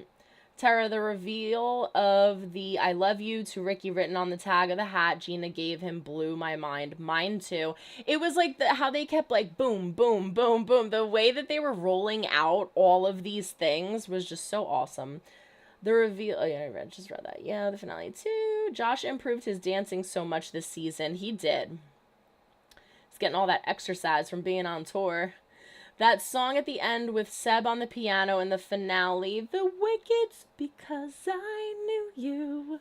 How perfect of a song was that to end with? And also it being wicked, considering everything that was going on with Miss Jen. Because I knew you. Oh my God, I'm gonna start crying on camera. I don't think Red should have cheated being the only named bisexual character. That's a good point. I never shipped Redlin, and so I wanted to I wanted a breakup, but not like that. He was so in love and dedicated to her. It was, yeah, you know, that's a good point, Emmy. Both of them, to be honest with you. You know, Ashlyn being, she came out as, did she say pan? I don't know if she ever, see, I'm getting confused, because if I'm not mistaken, I feel like Julia is pan, Julia Lester, the actual person, is pan, and I feel like Ashlyn never necessarily stated, but maybe I feel like she said she's pan, but maybe I feel like I heard her say that because people were saying Julia was. But regardless, you have two characters that came out as queer and then immediately went to go cheat on their partner. Not a good look. Not a good look. So yeah, good point. Pile on the negative cheating comments. Yes, exactly. When I saw that, I was so shocked, and I was also sobbing. It was like she predicted it, that that he would say I love you first. Jules, happy time. I'm sorry, but the Halloween episode when Gina said to Ricky, it's killing me that I can't kiss you right now. The way she said that, bro, I broke. Yeah, and I'm glad that they used that one as, I lost the chat again. Here I go. Hold on. I lost the chat again.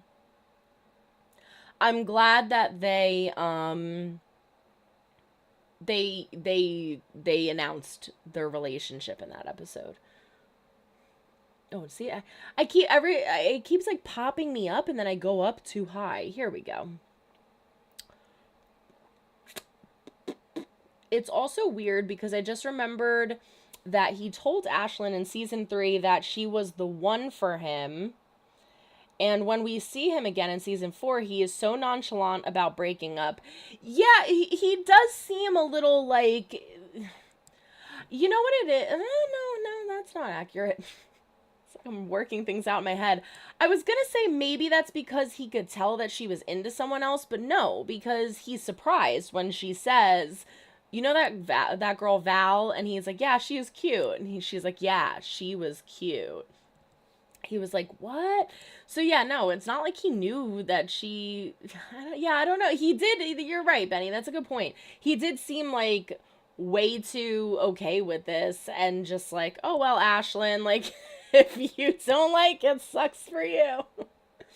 Jesse, Portwell and Renee were written to fail. For Rena to feel equal, both of them had to go through their relationships for them to find their way to each other, just like Jim and Pan and Joey or Pacey. Yeah, I 100% agree with that, but you don't have to make the one character a complete a-hole. And that's what I feel like they did with EJ. I totally get that, but in doing so, they destroyed EJ as a character, and I don't feel like that was necessary. I don't feel like that was necessary at all. Speaking of Descendants, I'm so excited to see Dara Renee and Kylie Cantrell. Oh, I didn't know Kylie Cantrell. That's Danny. Okay. In their new Descendants movie. Oh, that's cute that they were both in this then. Descendants, The Rise of Red. Yes, I'm excited too. And if I'm not mistaken, is that an animated one as well, Moose? Because I feel like someone said it was animated. If it's not, I will be excited. More excited. Zendaya cameo if they did The Greatest Showman. I am a huge Zendaya fan. I am in love with that woman, so I would be here for it. They're also apparently doing a new Descendants movie, and Dara and Kylie are in it. Yeah, again, you're probably answering, and I'm just so far behind. Is that a live action? I heard it was an animated. Yes, yes, yes. I would have loved to hear Gina and Ricky sing Rewrite the Stars. That would be a wonderful duet for them. I enjoyed the whole thing about how Gina had the "if you're reading this, I love you" to Ricky, and I'm also surprised Ricky never noticed the tag. I was too, Julia, but to be honest with you, it's Ricky. Let's be forward. If it was anybody else, they would have noticed the tag. Oh my god, when Courtney's mom said that handsome man, Mr. Mazzara, and then Courtney rambles and lastly goes, "You think Mr. Mazzara's handsome?"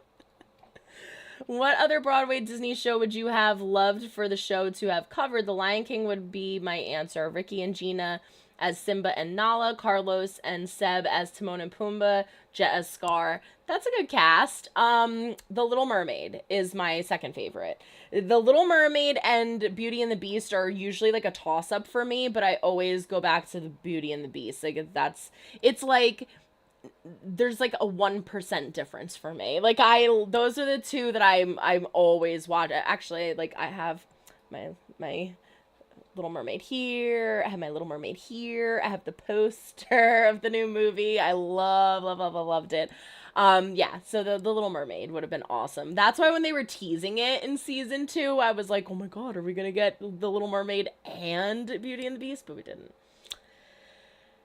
Give me Aladdin. Ooh, and that's my third. That's one of my, that's my, it's Beauty and the Beast and The Little Mermaid. I love, those are my favorites. And then Aladdin and The Lion King are like a toss-up for me too. Aladdin would have been good. Carlos would be a good, would Carlos be a good Aladdin? I feel like I don't know. Who would Carlos be? I feel like I could see him doing the Street Rat song pretty good. How do you think the show would have turned out if all the characters in season 1 were regulars along with Jet and Maddox? Like, I think Redland may have actually broken up in season 3 during camp. Yes. I could see them definitely breaking up in season 3 if Red was there. I think that would have made more sense, too, if Red was there to have the two of them work that out. Oh, Carlos as the genie. That would be good. I could definitely see Carlos as the genie. I love the genie. The genie was my favorite. Seb should have come on during the I Want It All. That would have worked. Old Sharpay with new Sharpay. Do you think they will do a Courtney spin-off? I don't think so. If they were to do a spin-off, I think that they would incorporate everybody. I thought it was interesting that that was another thing actually. The Courtney storyline with all of her anxiety issues, they like started to bring it back and then she was just like, "Mom, can I go back to therapy?" And it was like, "Oh, okay." And then they just stopped it. I would have liked a little more for that. I thought it was interesting that Seb was dressed as a knight after cheating, a knight in shining armor, yeah. Maybe I'm a nerd, but it gave me Lancelot cheating with Guinevere vibes. I didn't think of that. Autumn, good point. I don't think so, but I would love that. Hey, everyone. Jake Carts, hey.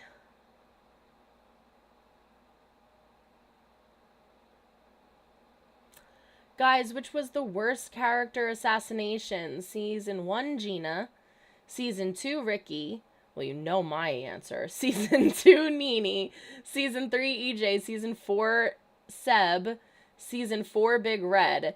Season 3, EJ, hands down. Because we had to watch it every single episode. It was the main focus and it broke my heart. To be fair, the cheating came up in the first half before they knew it was the last season. Oh, see, that's news to me. Someone else said that up in the comments that it was like season or episode 6 that they found out it was the last season. I was under the impression that everybody knew it was the last season. That must have really sucked to be like that far into filming and then find out that the show is ending. So yeah, okay, Benny, you're right. I maybe that makes me feel like a little bit better, a little bit better. Where it's like, okay, yeah, they were going to plan to do more with it, and then they were like, oh crap, we have to rush this and make it make sense. The whole cheating storyline was wasted. Precious, Mackenzie, I agree.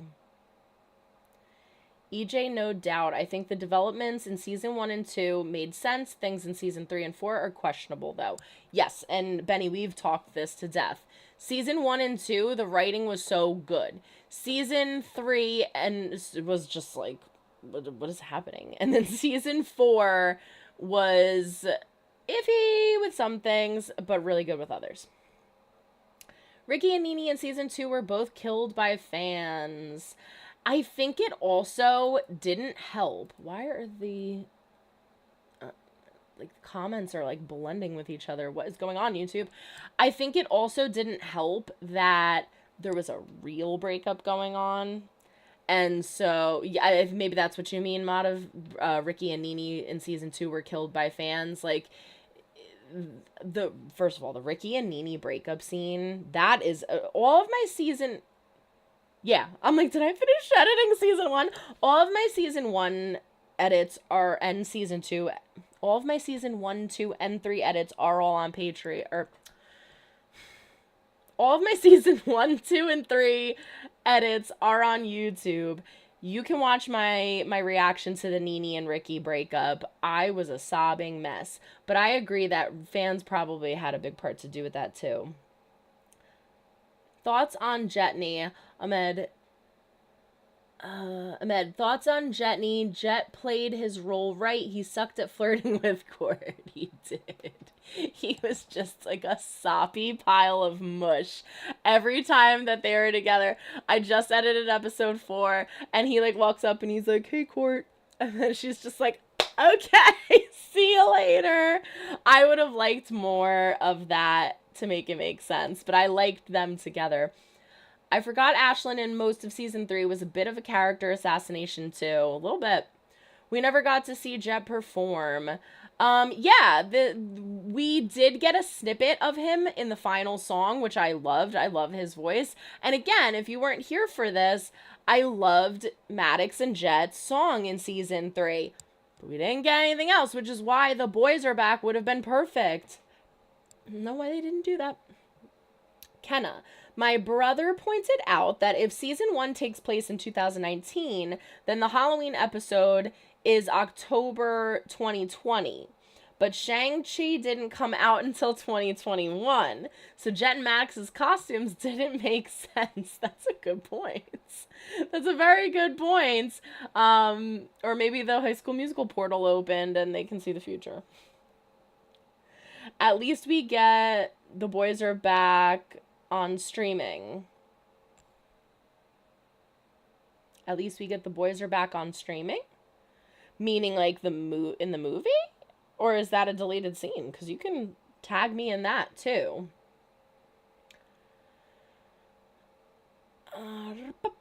I get what they were going for with her being confused, but she was so on edge and kind of annoying in season 3 until she figured out that she is bi. So is Ashlyn bi? Did they confirm that?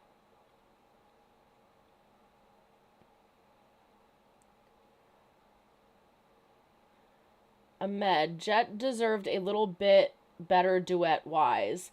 I would have liked them to do some, like, we what was the song that he sang in season 3? That, wasn't it Ricky hears him sing? He was like, oh my god, it was like butter. His voice is amazing. I would have liked to hear him sing. I don't like that they brought Maddox and Jet in to not, like, really do anything with Jet. They utilized Maddox, but Jet even, like, kind of says that, too, in the flashback episode when they find out that the drama club's ending, and he's just like, why did we even come here? He's like, why? I think he looks at Ricky, like, why did you talk me into coming here? The Clue movie is so camp. God, I love it. I need to rewatch soon. So good. Puppies! Chris, yes. How has nobody mentioned puppies? Myself included. Puppies! Oh my gosh. The puppies. We needed more of those, though. We needed more puppies. And the song was so cute. I love it. Like, I can't get over Gina's face, and she's like, golden retriever. Like, the face she makes is so funny. Cartoonish, I love Taj reacts. He's really good. Autumn, I love Taj. Yeah, he's funny. I subscribed to Taj already. I found Taj through, I think it was his season 2 reactions when he started those. And yeah, go if you're not subscribed to him, go subscribe to him. He's hysterical, and like I said, he's powering through. I think he's the farthest actually of anybody on YouTube, because I always look for reactions too. I love reacting because I love watching reactions, and I'm fairly certain is the farthest of anybody. I don't think I've seen anyone, to be honest with you. Jay, I think, was like the first person to get his out of episode 1. And then it was me, and then Taj. There's one other person someone named, and I couldn't find who it was. Taj, my boy. Also, the eye contact in the table read. The eye contact in the table read. Julia, are you talking about, like, when Miss Jem was like, we don't have to do the songs today and this and that? Because that was a really cute scene. I loved that. Vivian Enrique. I feel like that's a video you sent, so I'm not going to click on it because I'm afraid that it'll mess up the chat.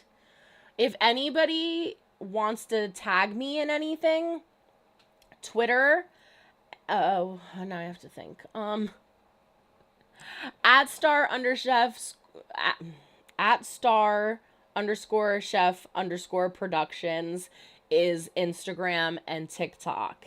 And then @JessieDobby. No, what am I talking about?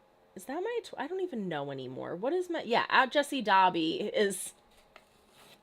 You know what it is? Like, the only reason I go on Twitter is because of people tagging me and things, or if I want to promote the videos that I'm doing.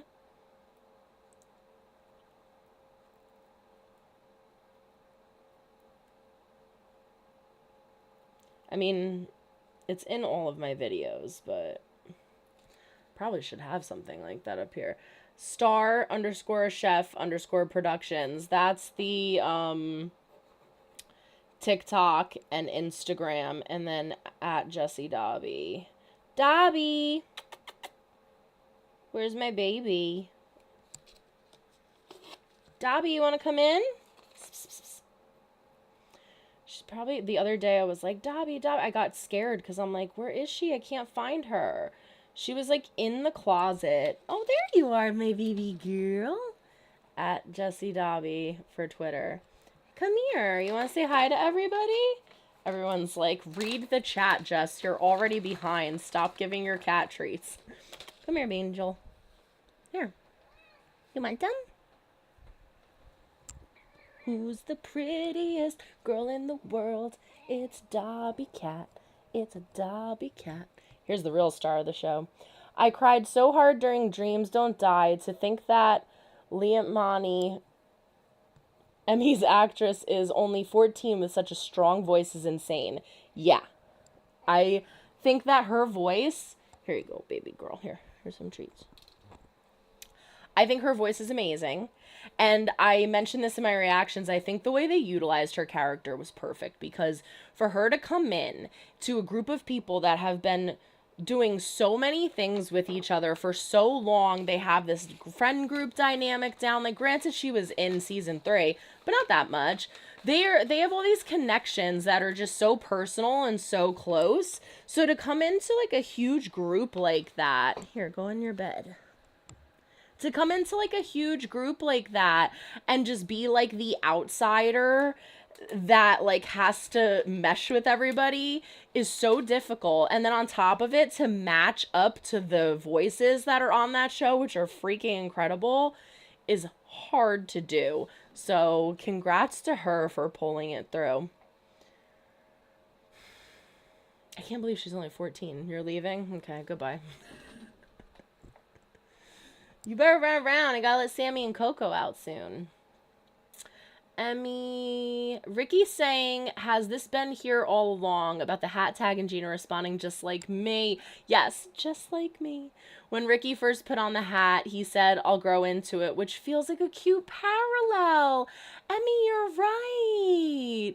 That is so cute. You know, it's things like that where it's like, I'm sure obviously they plan a lot of this stuff, but like little lines like that, like, did that just magically work out? Or was that a plan? Like, that is a really cute line. You're right. I'll grow into it. Wondering. Everyone's saying wonder. Oh, wondering. Oh my god. I want to listen to it right now, but I'll cry if I do. Yes. That song, it's one of the I feel this way about the Circle of Life for the Lion King, is like one of those. All I have to do is hear like the first beginning, A Tale as Old as Time, Beauty and the Beast. I'll hear like the first 5 seconds and I'm like, and I just lose it. Wondering. Oh my gosh, what an amazing song. That is totally a runner-up to Born to Be Brave. And the only reason I say Born to Be Brave first is because it's a happier song. I think Jump is one of the best songs that the show has ever done. I thought it was the original because of how great it was. That is how you do a cover. That was a really good one. Hey, baby girl. I was like, I felt a cat and now I don't see her. It's like she doesn't want to be on camera. Hello, precious angel. I know. You're just a good girl. Yeah. Or you're just a pretty baby. Sorry.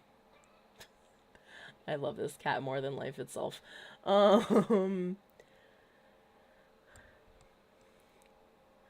and Jet should have sang There For Me, which is a song sung by Corbin and Vanessa Hudgens.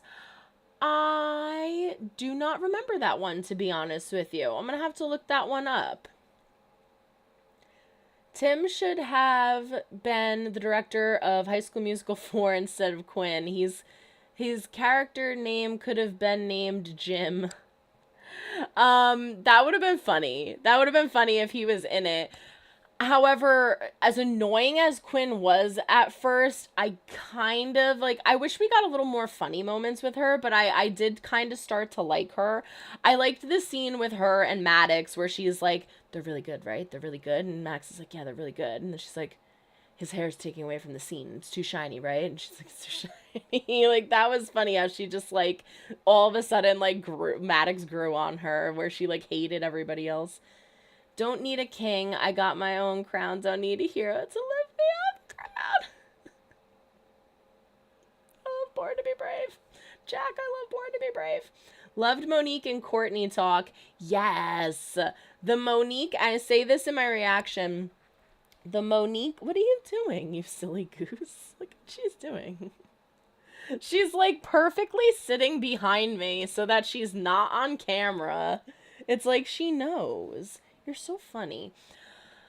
the Monique and Courtney talk was not only awesome because Courtney needed an inspiration and somebody to kind of give her a little boost that wasn't her mom. And I think that Monique was the perfect person to do that because it's somebody that she idolized. It's an alum from the High School Musical movie, and it's somebody that is in a place where she feels like she wants to be. And I think that was like the whole point of the conversation with Monique, where she's like, you're assuming that the fame is the plan, like that is the route, that's the right route to take, that's the right road, and it's not. There's a whole nother person outside of this character.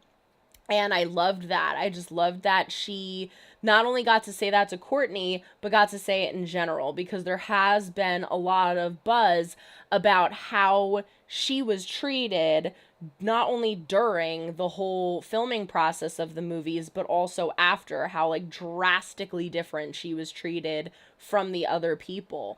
And so for her to not only be in this, but get that kind of like time to shine on her own was awesome. Dewey Wood. Dewey Wood? I love Dewey.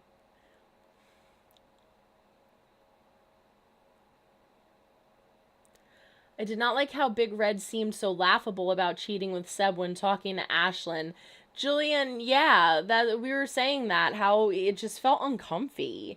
It didn't feel, I feel like he should have been a little more nervous or a little more like serious. He was just like, Ashlyn, I need to tell you I cheated on you. I was like, this is not the Big Red that we know. I built this heart. It's beating loud. Y'all are trying to kill me in the comments with this. I wish Courtney and Monique got a duet. Oh, that would have been cute. Yes, I would have loved that. Carlos didn't have any friends before season 1, and when Ricky pulled him aside alone in the library to show his dance, Carlos said, if you plan on assaulting me. Oh, you're right. So that story was definitely implied. You're right. I forgot about that. It brings it, it's like, it's funny back then, but now that you know that he was actually being that, like, having that happen to him is so terrible. Imagine we actually got a reprise of Wondering on the show, but sung by Allison Reed. That would be good. That would be so good.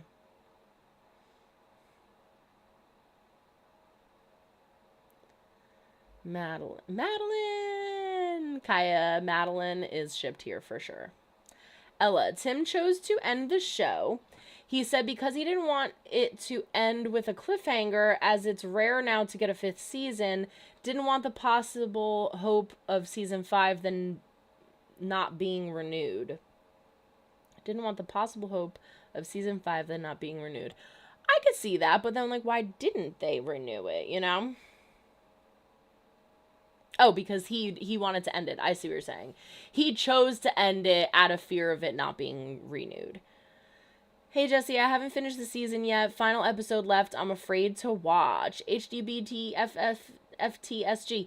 Be careful because we're doing spoilers. But yeah, it's intense. This is how I would describe the finale, though.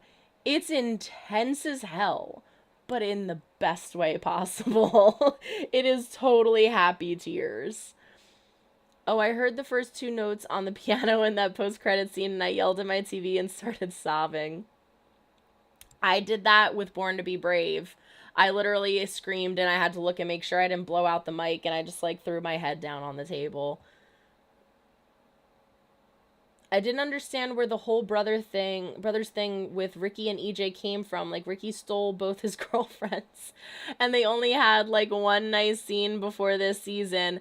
Moonlight Haven, that is a good point, too. Like, the closeness of Ricky should have been, and EJ should have been built up better. For EJ to just go over to right to, like, you're my brother. It's like, not necessarily. Like, you could have used a different word and it would have made sense, but EJ being the biggest Madeline and Jen Zara shipper, he's just like me for real. Kenya, that's something I didn't bring up at the end. It's funny because there's Dobby actually left this time. Okay. I'm like, where is Dobby? There's so much, so much that happened that I tried to rack my brain and cover it all.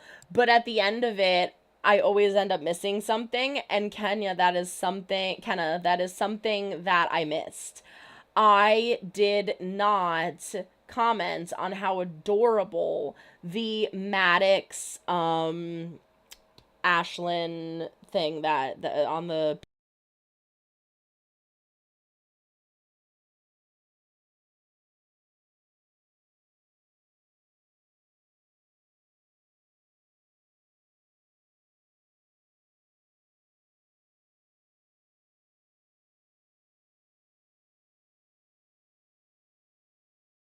topic, but are you from New Jersey? Yes, I am. LOL, I just noticed your Jersey Devils hat. Go Devils. Yes, I am, and I am a big Jersey Devils fan. When Big Red told Ashlyn that she's the one, for some reason I thought he was going to come out to her, but chickened out. That would have been interesting. Can we get a one-shot preschool the musical? Can we get a one-shot preschool the musical? Oh my god, that would be cute to see them all as little preschoolers. Moonlight Haven, I think it's just because the growth of EJ, and it's also I think because they're both going through so much and they both need someone who understands. I agree. It's just like they can relate to each other, but it should have been fleshed out a little better. They definitely forgot to build that relationship. I love them being so close, but it really fell out of nowhere. It's live action. Dara is playing Uma's sister. Is it really? That makes me a lot more excited. That makes me a lot more excited. That's awesome. Is there like a timeline on that? Is it supposed to be out next year? Or I would have wanted probably Aladdin. Descendants: The Rise of Red is live action. Brandy is coming back to play Cinderella. No, she's not. Moose, do not mess with me. That is my favorite Cinderella. Kylie is playing Red, the daughter of Queen of Hearts, and Dar's playing Lana, a relative of Uma. Brandy and Rogers and Hammerstein's Cinderella was my favorite Cinderella growing up. I had it on VHS. I watched it every single day. In my own little corner, in my own little... Oh my god, I loved that. If Brandy is actually coming back, I'm gonna react to that. I know this would never happen, but I would have wanted them to do Rent. Chris, are you saying that because you have heard me talk about it 1,000 times? I had most of the show precast in my head, LOL. Oh, I moved my poster. Damn it. Wait a second, Richard. Jason. Okay, so where's my Rent thing? Is it over here? I'm going to disown my brother in a second.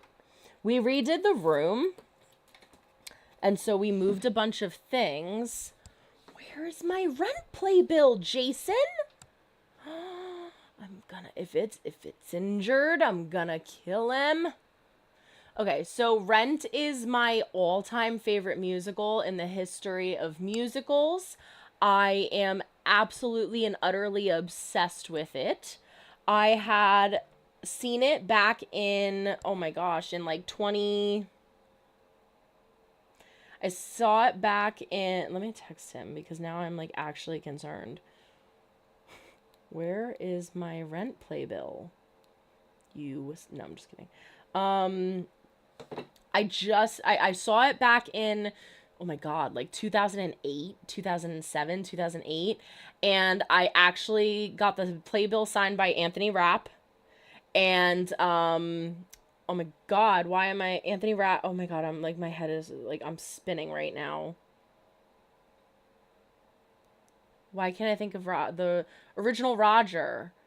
Oh my god, I can't think of his name. I got it signed by him. And the rest of the cast I don't think was the original cast, but it was the Broadway cast. And it blew my mind. It was like, that was like the moment where I was like, musicals are life. And I just recently saw it at the Paper Mill Playhouse, which is not that far from us. We're lucky enough. I didn't see it when I moved this stuff. Maybe it fell in the dressers behind. Jason, he didn't see it. Now I'm extremely concerned. It's like one of my most prized possessions. I had it like right there. I just saw it at the Paper Mill Playhouse, which is not that far from us, and it was amazing, absolutely amazing. I had a big poster of it that I also had over here, but I didn't get it framed yet, so I moved it into the other room so the cats would stop trying to sleep on it. Anyway, let's move on. I spent too much time on Rent. My reaction to Tick Tick Boom is on YouTube and unedited on Patreon. Oh my god, I forgot Brandy is coming back. I love Brandy. Oh my god, I'm so excited for that. Is that true? If High School Musical, the musical series, did The Little Mermaid instead of Beauty and the Beast, which character do you think would get what? I would love to see Ashlyn as Ariel because, I mean, the red hair would work. Ooh. Oh god, I'm getting blue on my shirt now because of my eyeliner. Or my eyeshadow. I could see Seb as Flounder for sure. Seb just like oozes Flounder. Completely agree, Benny. Love their friendship, but I don't know where it came from. Ricky going, you aren't a maybe, you're a yes. Yes! Yes. Ricky saying that to her, like whispering it to her before the scene was so cute. Tea Time TV. So how much did you cry and why is the answer yes? Too much. I cried too freaking much. Lizzie Street, I hated how they just threw everyone with someone at the end. Everyone had to be in a relationship, lol. Yeah, Lizzie, that's what I was saying about Courtney and Jet. Like, flesh it out a little bit more. Why are you just like, oh, okay, all of a sudden Courtney was like tolerating Jet, it felt like. And then all of a sudden at the end he's just got his arm around her and I'm like, where did that come from? Carlos as Sebastian, yeah. The crab. Seb as Flounder, of course. Courtney as Ursula. Courtney would make a badass Ursula. Malachi Watson. The one thing I did not like about this season is that we spent so much time with Rena. I feel like they gave so much Rena fan service and tossed the other characters to the side. They did really pile on the Rena, and it wouldn't have been a problem if they weren't a little neglectful to the other characters. I agree with that. I'm one of the few people who loved Lily, so immediately loved Danny. She's not a super mean girl at all. She just goes for what she wants and kind of was like Gina in season 1. Also, I loved her as Tiara Gold in High School Musical 3. Yeah, I actually really like Danny too. And I don't know why they made it seem like she was going to be like a huge part to the story, and she really wasn't. Like in the first episode, she calls Courtney and she's like, tell me everything you know about Ricky Bowen. And then she just like disappeared. Like it's like nothing happened with it. Like, yeah, we had the whole threat of her taking over Gina's role, but I thought we were going to get her interacting with all of our kids in the drama club and like seeing all that would have been really funny, and we didn't get any of that. I think Tim said in the past he wanted 7 seasons, so I would have loved that. Elizabeth, Mac and Danny was never really mean. They were rude because they didn't know better because they were famous since little. Yeah, that's a good point. It's like they were born that way.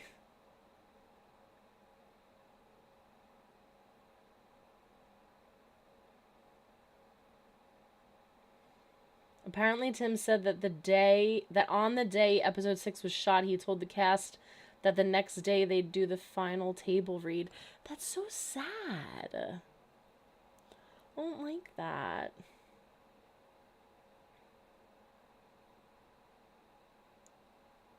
I want them to celebrate the 20th anniversary of Wicked the Musical, and they could do a TV special version of it, and Miss Jen as Glenda. Yeah.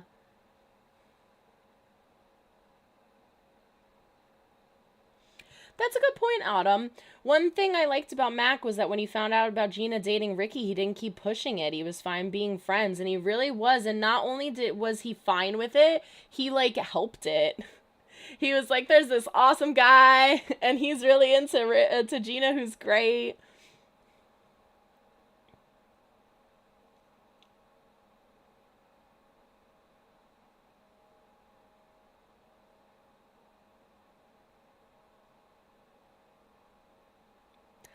Good way of putting it, Elizabeth. Mac and Danny are nice people. They just needed nice people to bring it out.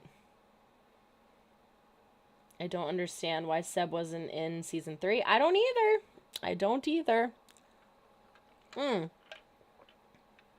And that's a good point, too. Joe and Frankie, Seb and Carlos, are together in real life.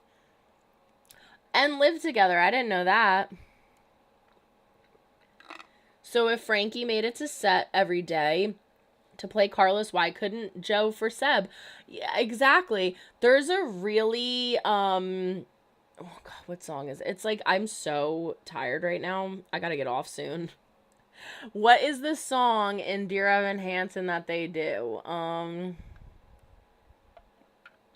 Only Us, I think it is, that they do a cover of that I saw on YouTube, and it is so good, and it's so cute. But yeah, if he was there, why wouldn't Joe be?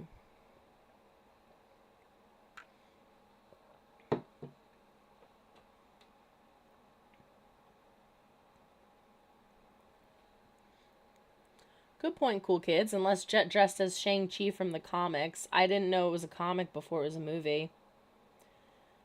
Hi, Jack.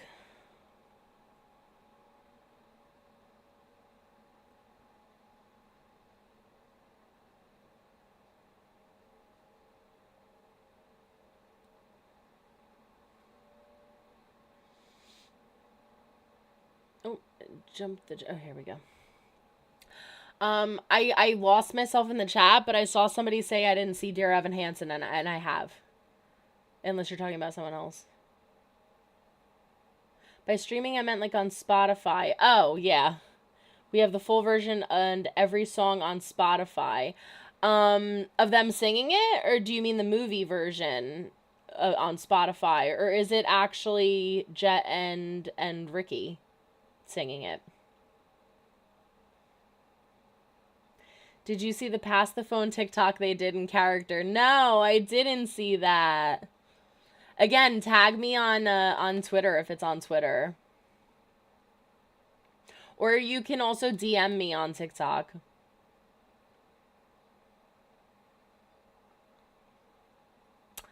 That's a good point, Iron Man. Another thing I didn't address. It was a throwaway line, but I like that Ricky and Nene are still in touch because he had the cards. He said he said Nene wanted me to give these cards out. Yes, Kenna. Abnormally Adam does have the episode 1 reaction out. You're right. I saw that. I saw it as I was trying to upload Red, White, and Royal Blue and my reaction to episode 4, and then the internet cut out. I haven't watched it yet. I love Abnormally Adam. He's hysterical.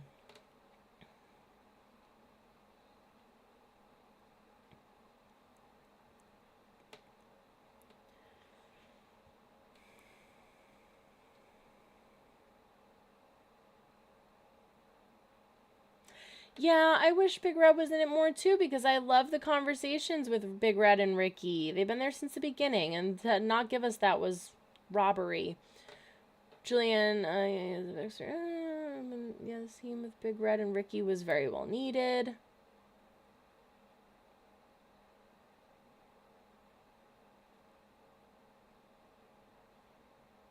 The dude JB, hey! I hope y'all had a fun live stream. Thank you. Oh my gosh, ew, this was so much fun. I've been on for 2.5 hours. Oh my gosh, we gotta end this soon, guys. I didn't realize what time it was. Love you forever and maybe this time. That is a good one, JoJo.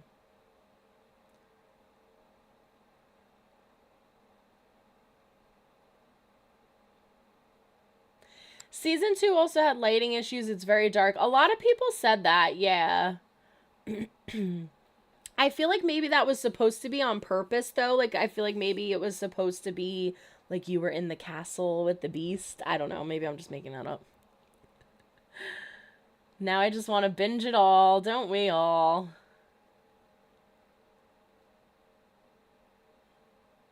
Won't let no bad blood ever bring us down.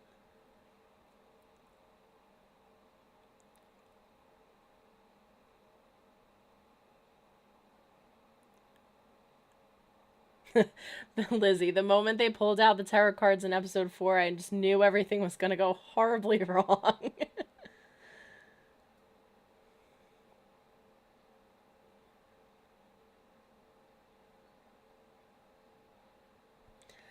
I did like the Sebless duet. I thought it was really sweet, and I'm glad that they made up, because I wanted to see them end together.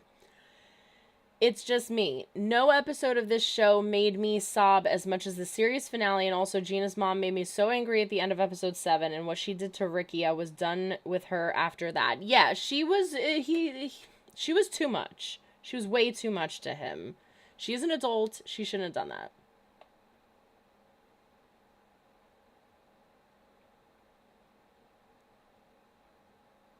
I didn't know. So many people. Lewis Mullen opinion on the Halloween song, and I like how it was a nod to the original plan for High School Musical 3 to be a Halloween movie. I didn't know that was a plan. I would have loved that. I love Halloween themed things. I loved the Halloween song.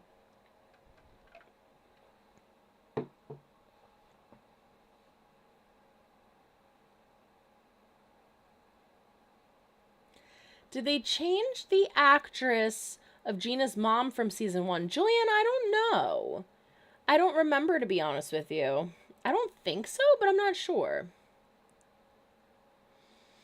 We didn't see the graduation. There was just not enough time. We did get goodbyes, though. That's the thing. Like, we didn't see the graduation, but we did get goodbyes, and that's just as good.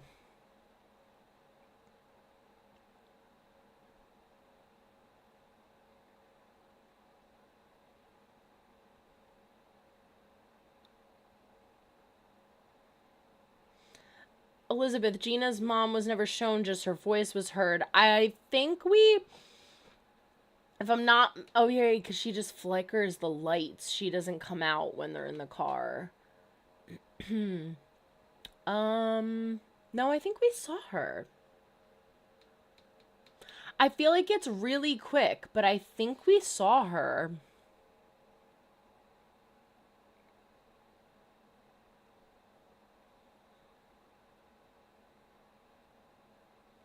It's just me. I think she was shown once in season 1, episode 7. I think she...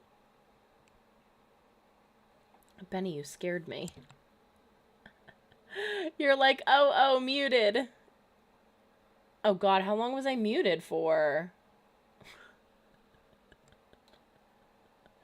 Muted. All these people are saying muted, and then now, and she won't see until later. God, how long was I muted for? Probably because I was picking up Dobby, right? Dobby ruined everything. Uh-oh. You're good now. Oh my God, I probably bent to pick her up, and then when I bent to put her down, that's how it always happens. It's always the cats. I'm sorry, I get so distracted by cats.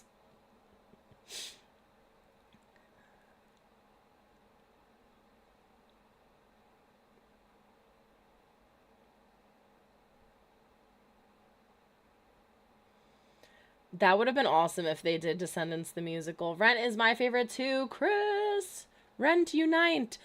Adam Pascal, thank you. Yes, Adam Pascal. Recently went to see the production of Rent that he directed. It was great. Where? Recently went to see the production of Rent that he no, it couldn't have been the one that I saw because the camera went blurry. I think the director was on the poster I got, and it wasn't him. There's, Chris, if you're still in here, if you go on borders.com, the bookstore, they have, or actually I'll just go on here and show you. They have this, like, super awesome Rent book. And it has, like, all of these, where is it? They have, is it Borders? Or is it Barnes and Noble? Barnes and Noble. Well, I guess they're both Barnes and Noble and Borders. It has, like, all these behind the scenes pictures and all of these, like, why can't I find it?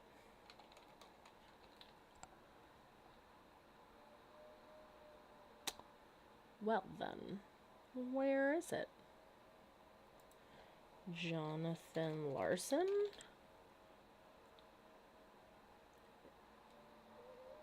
Here it is. And it's $40.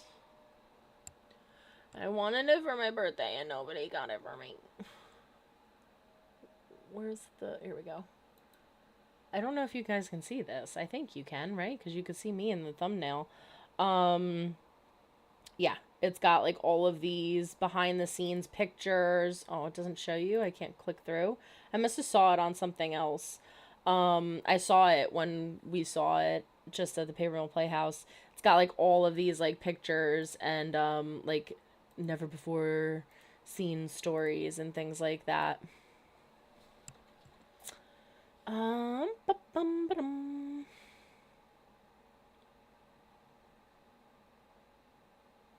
That's really cool that he directed something, one of the productions.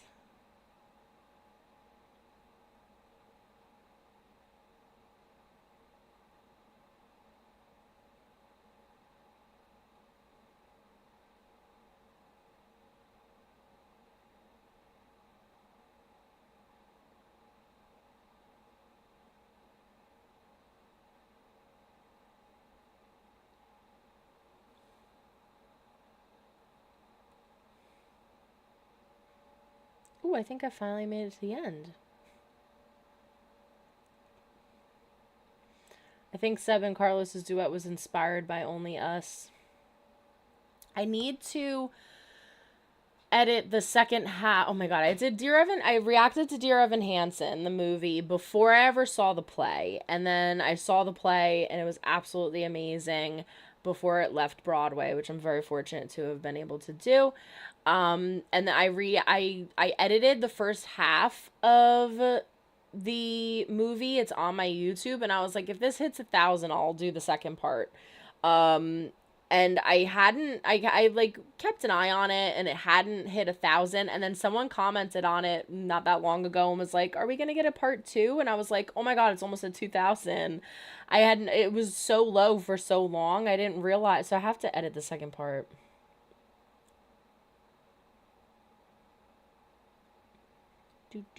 I have an idea on them going to Denny's at the end. Yeah. That's cute. That's true, Kenna. It was Nene that said that. I remember it was said, but I forgot that it was Nene. She, like, casually mentions it. So yeah, that's cute. Lewis Mullen, do you think we will get another HSM TV or movie in the future? I'm really hoping for a movie. I would love to see a movie.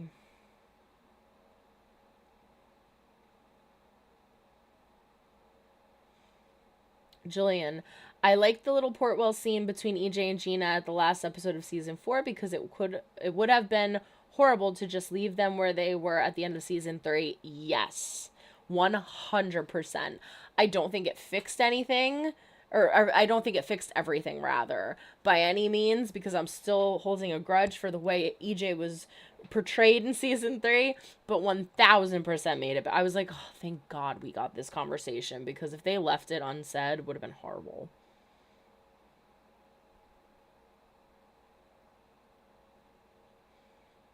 Yeah, well, at Autumn, it was really cool to see Jet and Maddox get along. And I also love that it was said multiple times by Jet that Maddox is his best friend. Like, the closeness that they have now is really cute. And my brothers are my best friends. I love my brothers. So to, like, have that sibling bond, it was like, I know what that's like. I'm lucky enough to say that. JoJo, I absolutely loved the Born to Be Brave season 4 version. I lost it when it came on.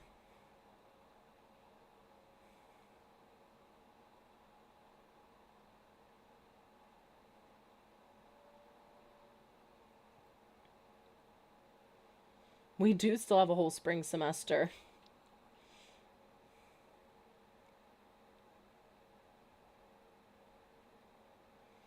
Adam Pascal directed a production in New York. Oh, okay. Was that recent? It was in Dix Hill on Long Island. Oh, okay.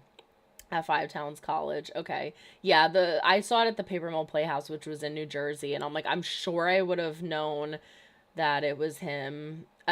Whenever where I'm asking like where, because I'm like, whenever there's a production of Rent, I'm going to see it. My brother actually was the one who told me about it. He was like, you need to go on Paper Mill Playhouse right now. I saw a poster of it. They're doing it, and I was like, oh my god! I jumped right on and got tickets. Yeah, you're welcome, Chris. It looks really cool. And I figure like for the reason I recommend it is cuz it was like I said $40, but um I can't we cleaned the room so nice that like I don't have anything to compare it to. It's like a decent book. Like it's not like a normal book size. It's big and it's hardcover and it is thick. And I'm like regretting it because I walked up to the merch table at Paper Mill and I was like, all right, I need a Paper Mill shirt. I need a Rent shirt. They had I forget what it was called. It was like the Boho Days, I think it was called. It was a book that somebody wrote on Jonathan Larson, and he was like, "It's my last," or no, he's like, "This it's cheaper here than it is like on Amazon or on bookstores." And I was like, "Well, I'd rather give you guys my money because support businesses like that."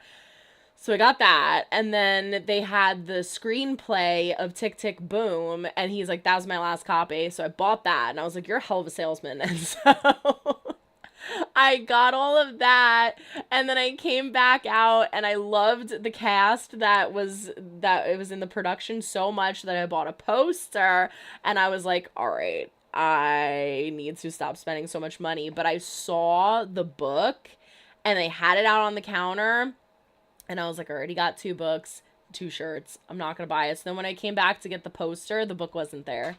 And I was like, damn it. So, but I saw it. I know what it looked like. And it looked like a Hardy book.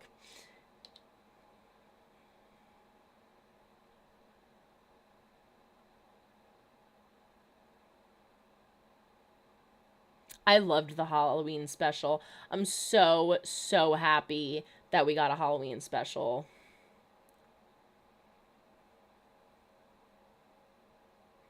Lizzie, oh my goodness, what if they did Hairspray? One of my favorites. Hairspray would be fun.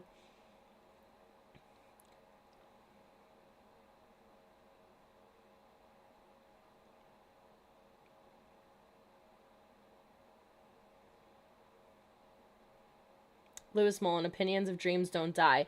Dreams Don't Die was fantastic. And I really love that they had Emmy sing it because I feel like it was more impactful being someone who was newer, coming into this, now being here and having the drama club end. It was very appropriate for her to sing.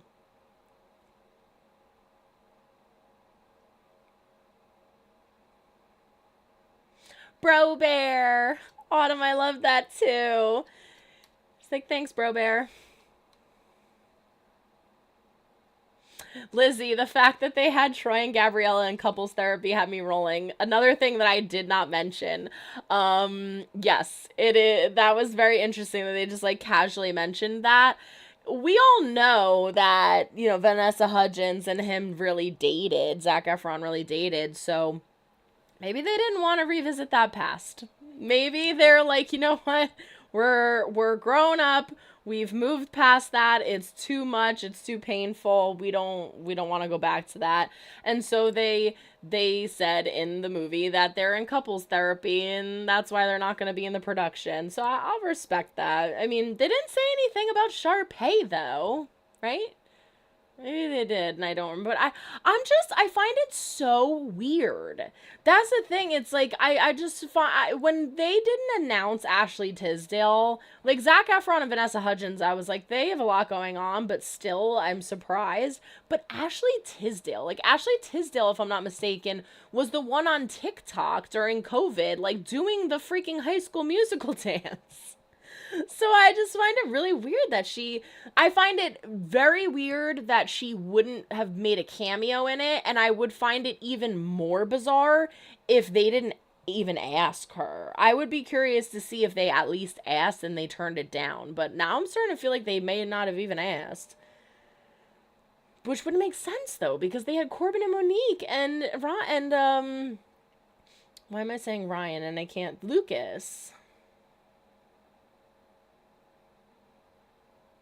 I saw an ad on YouTube for Paper Mill. I was tempted to go see it.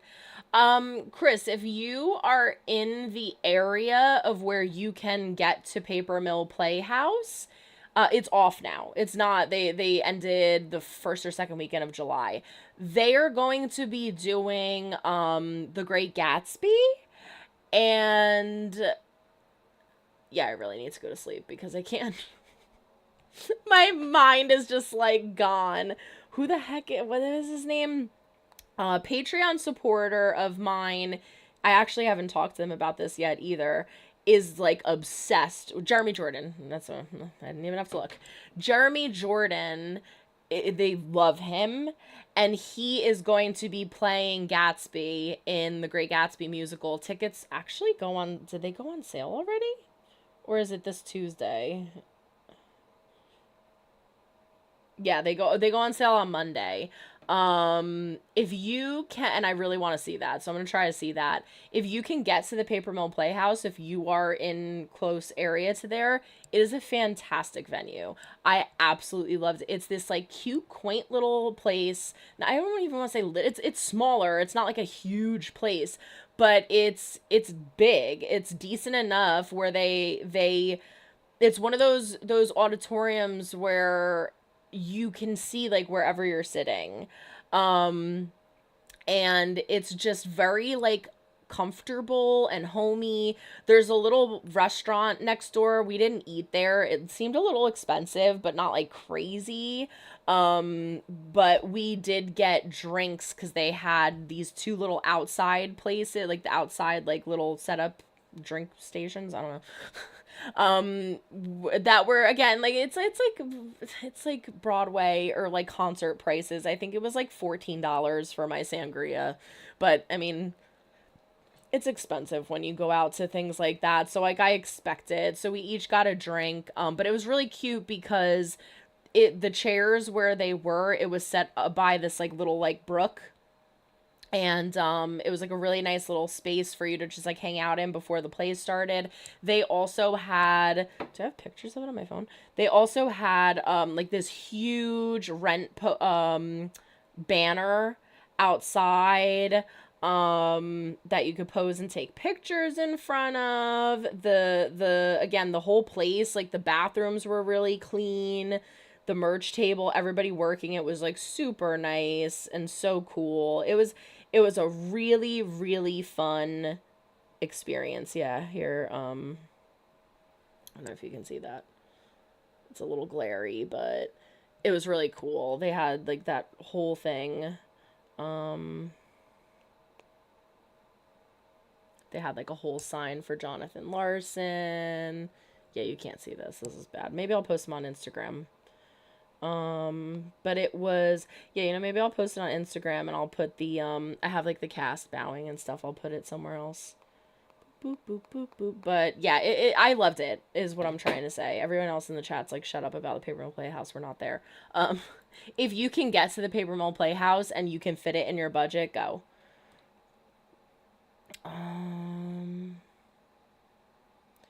Zach, Vanessa, and Ashley should have been in season 4, even if it was 5 or 10 minutes. I know, Lewis Mullen. That is what I'm saying. Like, make a little cameo.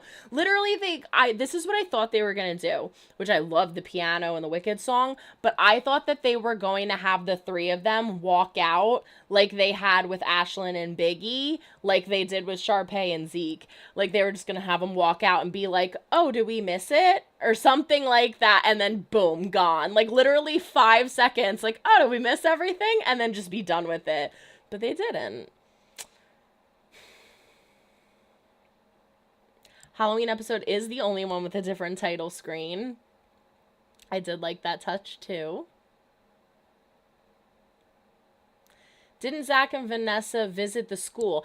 I feel like I heard something about that too. Like they were seen on set, and so or like near the set or where they would have been on, like having the set or something. And so everyone got really excited.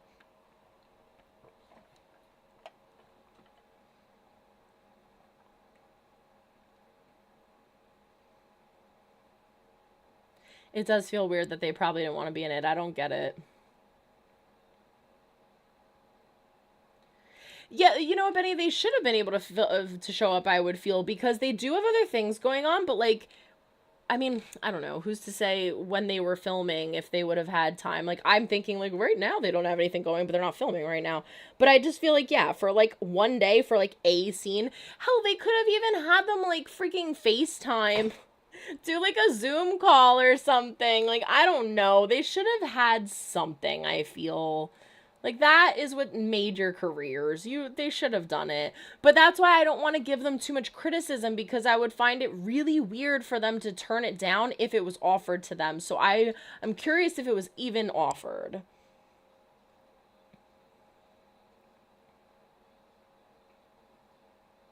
Mo mentioned Ashley. I thought that she did, but I can't remember exactly what she said.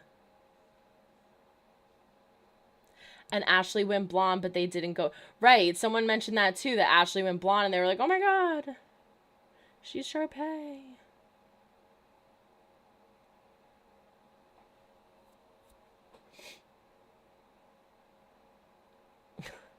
Imagine if they did show up and they just cut them out. That would be funny. Yeah, someone mentioned that Dreams Don't Die, or Benny, I think it was you, that Dreams Don't Die was for Gabriella for the movie. I didn't catch that, and that's really cute. Oh, that's awesome. I love Jeremy Jordan. Yeah, so I was unfamiliar with him, and then the person on Patreon that really likes him was like, oh, he's in this, he's in that, and I think, if I'm not mistaken, he does one of the voices for Tangled, which I'm reacting to as a Patreon request, and I really like his voice, and so I'm like, you know what, if he comes so highly recommended by this person, I need to check him out, because I feel like a Gatsby musical would be pretty cool. And again, I just really liked the venue. You know what else I'm gonna, real quick, you know what else I really liked about Papermill Playhouse? I don't know if this was just a set design for Rent, but I don't think it was. They had the stage, and then they had this, like, small little, like, a track, kind of, that looped around, and, like, it made, you know how, like, you have this stage, and then there's a space, and then there's the audience. They had it come out into the audience, so the actors were like right here to the front row. I wasn't front row, but I could see that they were like right in front of the people, and I just thought it was like a cool little touch, because they kind of utilized it really well, where they would like run out sometimes, and like, I just thought it was really cool. It was an awesome venue. I really wanted to go back. The tickets, I will say, though, how much were they? I didn't care, because I was like, it's freaking Rent, and I had just gotten paid, and I was like, I just got paid, but I was also about to go away for the weekend down the shore, and I was like, I shouldn't have did that, but it is what it is. I was like, it's Rent. I paid, I think it was, I think I ended up paying like $240 for 2 tickets, because it was me and Robbie. So it was like $125 each with fees and everything. And I was like 7th row, 8th row. So I did get also, I wasn't mezzanine, I was orchestra, and I was really, really close. But again, it was an awesome venue. So even if you went back further, I try to like, even though it is pricey, I tend to, when it comes to Broadway and theater, I splurge, and I like make it a point to like sacrifice in other areas in order to splurge on the tickets. Robbie and I saw Parade. Oh my God, it was amazing. Front row. We That was an accident though, because we had bought tickets and we bought them like as soon as they went on sale. He got them for my birthday. They were $180 each. And I was like, this is insane. He's like, it's for your birthday. And I was like, I'm not going to say no. So, um, they ended up being in a place of the venue where you couldn't see. And I guess because it was so early on, they didn't realize that. And so I actually got a call from the theater saying that we had to cancel your tickets, but you are now in like this section, or like I think we were like third or fourth row on the side, and we ended up being front row in the middle. And it was an NC, and it was like the most amazing experience of my life. But for things like that, I'm like, this is a once in a lifetime thing. I'm gonna splurge. I won't eat for 3 weeks. It's fine.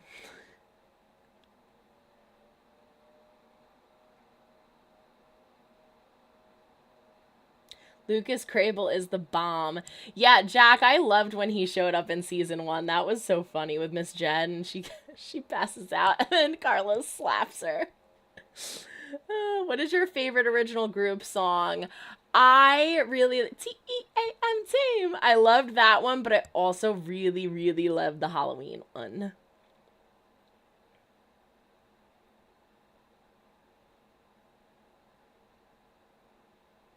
I don't think they would have had scenes together if Zach and Vanessa did come back. Yeah, it would have been weird, and I feel like maybe that's why they didn't.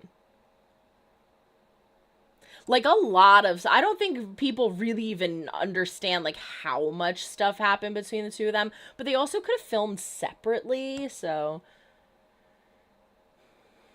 do you prefer the underrated friendship of Ricky and Courtney or Ricky and Ashlyn? Ricky and Courtney, because Courtney had the attachment to Nene, so I feel like it makes more sense.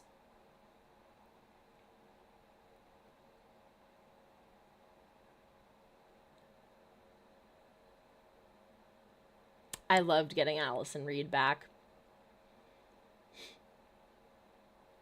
Love him in Newsies. Autumn, yes. So that's the one of the things that the person who likes him was like, "Oh my gosh, he's in Newsies. Have you not seen the live production of Newsies? It's on Disney Plus." I said, "No." And they're going to be requesting it as a Patreon exclusive in the forwards in the future. So I'm really excited for that. Now I'm like excited. I'm like, "Oh, I want to watch it." But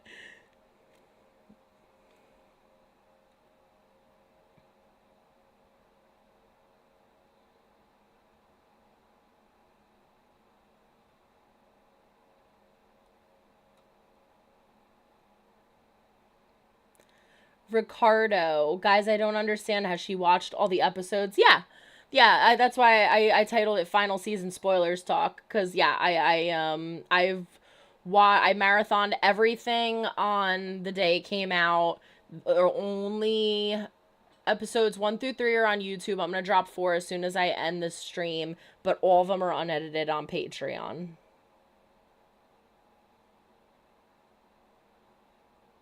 I love Jeremy Jordan. I don't know if any of y'all remember watching, but vividly remember the Flash musical episode with him in it. Oh yeah, so Flash was that was the other thing that she said.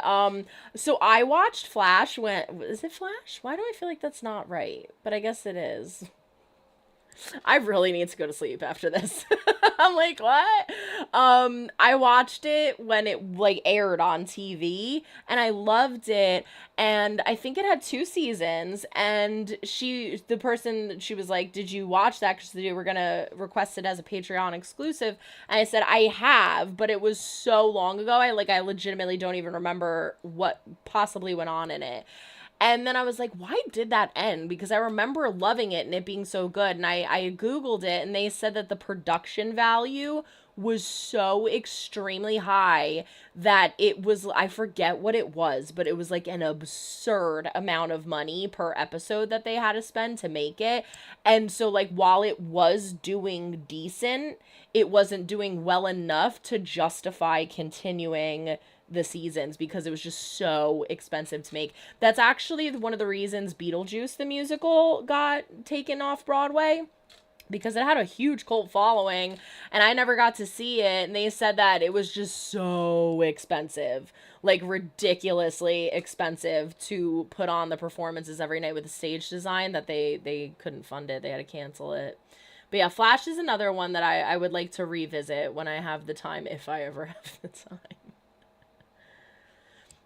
What's your favorite redone music song from from High School Musical 3 in season 4? Can I Have This Dance? For sure. Can I Have This Dance was amazing.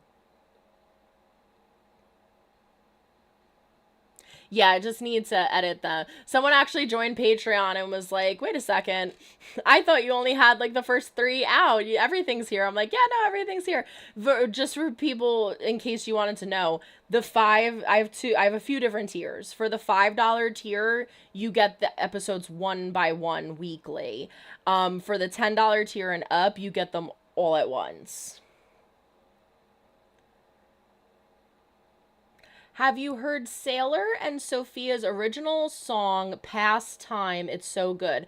Georgia, I don't know if it's this one, but I remember maybe a few months back, I saw something, I think it was on Twitter, I can't remember who it was now. I think it was Sophia and Julia and somebody else singing a song that they had wrote, and it was incredible. So maybe it was that. If not, if you could tag me in that, I will definitely check it out. Jeremy was in Supergirl and loved the Flash musical episode. Oh, okay. What am I thinking of? Smash! That's what I'm thinking. That's what I'm thinking of. I'm like, Flash doesn't sound right. I'm thinking of Smash, the show Smash. That's what I was thinking of. Okay, so Jeremy was in Supergirl and the Flash musical episode. I've never seen Supergirl and I've never seen the Flash either. There was a lot more bleeps in this season. Yeah, there was. Oh yeah, Jack. Martha Cox too. Martha, that was fun. We only got her in the beginning though.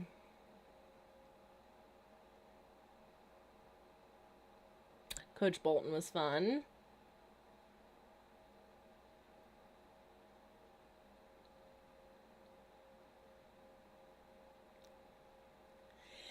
Yeah, Benny, the crossovers, Flash Arrow and Supergirl. It's one of those, or those, a few of those shows where they've gone on for so long now that for me to catch up would just be a very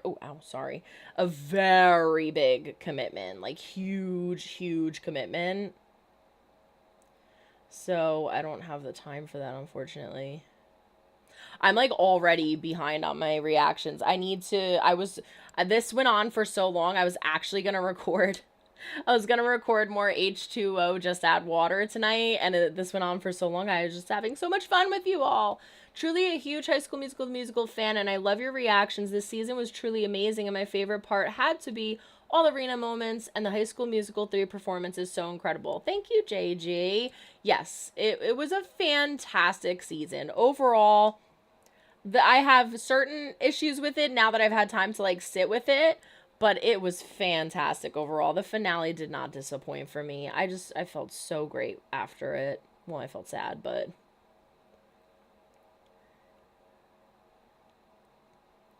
Miss Jen is the best Miss Darbus. Jeremy was in Bonnie and Clyde. I didn't know that.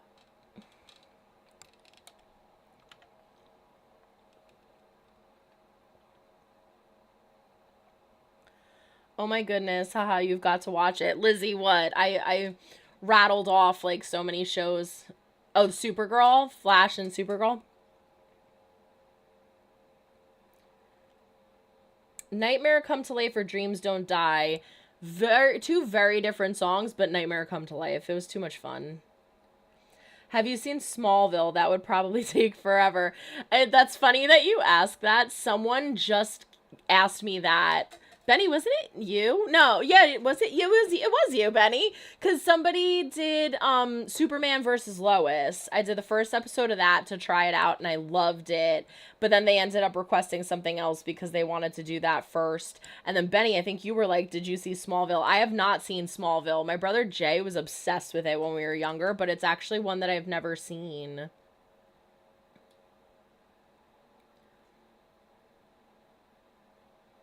Pop, lock, jam, and break. Gina's speech was amazing.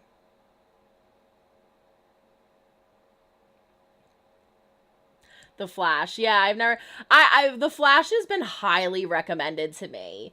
Out of like all those WB DC ones, yeah, The Flash comes highly recommended. Ricky's speech from the last episode was awesome.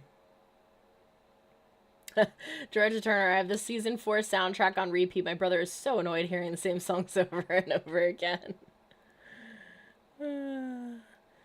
Spice Bands reacts. I just gotta say, man, Disney musicals haven't felt the same for years. I disliked season 3, but man, season 4 did not disappoint. Best season of Disney original in years. Amazing. Rena was unbelievable. Yeah, I 100% agree. I really disliked season 3. I'm trying to be careful when I say that because there were definitely things in season 3 that I liked and enjoyed. There were definitely songs and episodes. I had fun with it. But overall, as a whole, I hated it. Overall, as a whole, it really disappointed me. But 4 made up for it, for sure. Spice Bands reacts. Do you react to shows? Because I'll follow you or subscribe to you.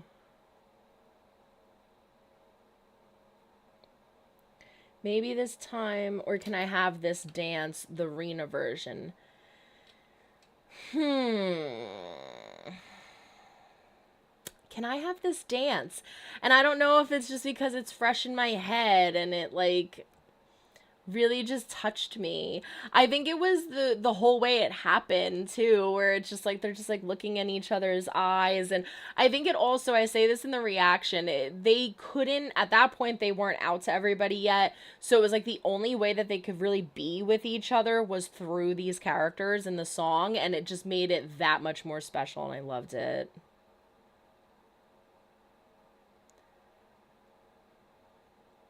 Musical.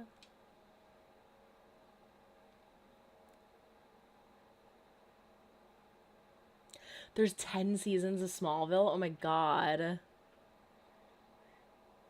This season was a celebration, the most beautiful, emotional, powerful season of them all. Songs were super beautiful. They were. They really, really were. I loved them. Megan, why was Nene not in season 4?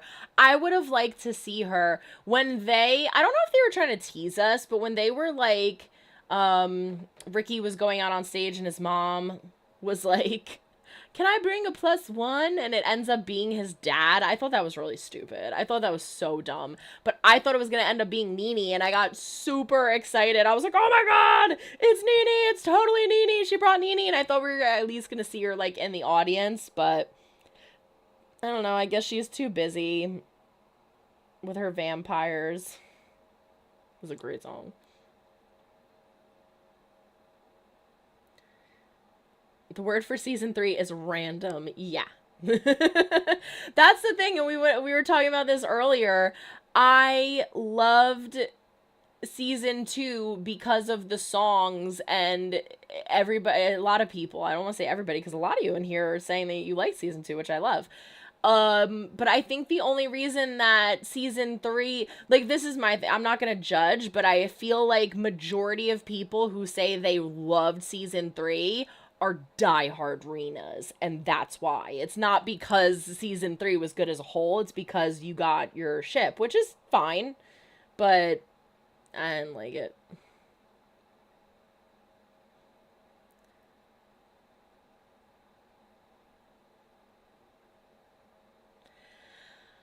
Can I have this dance, Rena or Troyella? Rena, Lewis, we were talking about this earlier. I just think that it was I don't know, it's hard to say because it's like the movie Can I Have This Dance was really fun when they were jumping up and down on the, on the rooftop and everything, but Taj Reacts, I was saying, I was watching him and he was saying that he liked Rena's version better, and I was like, I think I have to agree. It was just so good. There's something special about it. I feel like because maybe it's because with Troyella you knew it was like building up to that, obviously, because they're the main focuses in the movies, but for Rena it's like they're both two characters that are finally at a happy place, at a good spot together, and it's just like it was special. I'm getting ready for college. I'm just starting my channel. I'm trying to do what you do. LOL. I don't know why I keep saying follow you. I'll subscribe to you. Spice Bands Reacts. I don't know how to do it now. Can I do it now? Well, it says go to channel. I don't want to mess up the thing. I'll do it after. I'll subscribe to you. Call It What You Want is one of my favorites. It's so cute. I love when Ryan says Jazz Square. Benny, I never finished The Flash, but the first few seasons were great. Arrow did the same thing, dragged a lot. I heard that about Arrow, actually, because my friend was, like, highly recommending Arrow, and then she was like, it kind of fell off. Actually, I did see a few episodes of Arrow, and I liked it, but it was so long ago. One last thing, though. The melody of I Want the Rest of My Life to Feel Just Like a High School Musical will hit home will forever hit home. Tears came down by themselves. Yeah. That was an awesome ending to that play. Speaking of Ricky's parents, I know you don't like it either, but just to throw that out there, why are they back together or seemingly back together? Are they? I don't know. Like, I was talking to you about this. I don't know if that was the intentions, because they were like cheek to cheek, kind of like, hey, ha ha ha, but we didn't see them kiss, right? I feel like if we were going to convey that we're back together, they would have smooched. Maybe it was just like, we're friends now. But then at the same time, we did have that. Maybe that is what they're trying to say, because we did have that conversation when Ricky gets mad that she brings Todd. She says, your dad is happy that I'm happy, and I think that's like something along the lines of that. Like, your dad is happy that I'm happy, and I'm happy that he's happy, and I think that's beautiful or whatever. So they weren't like hating each other. They did meant. So maybe they were trying to insinuate that they were back together. If that was it, that was stupid. I didn't like that. I thought that was so dumb. And again, the +1 thing really pissed me off. I'm like, here we go again. Ricky's right about to walk out on stage, and frickin' mom has to, like, even if that was like her plan was like, ha ha ha, joking, like, still doing that is kind of crappy, in my opinion. I loved season 2. Me too. I loved season 2. A second chance is all. Second Chance was great, but Nightmare Come to Life is my favorite. I thought Nene was going to be the person in the limo too, Julian. I thought so too. And then I was like, oh, it's just their limo to take them away.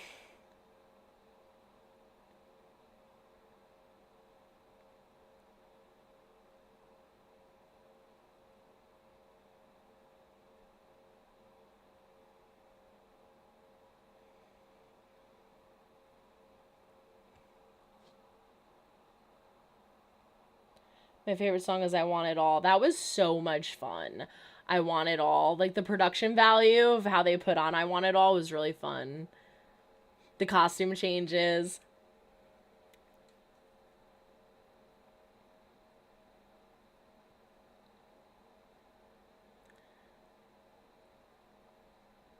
I was always better than Todd before he left to return to the seats. That was good.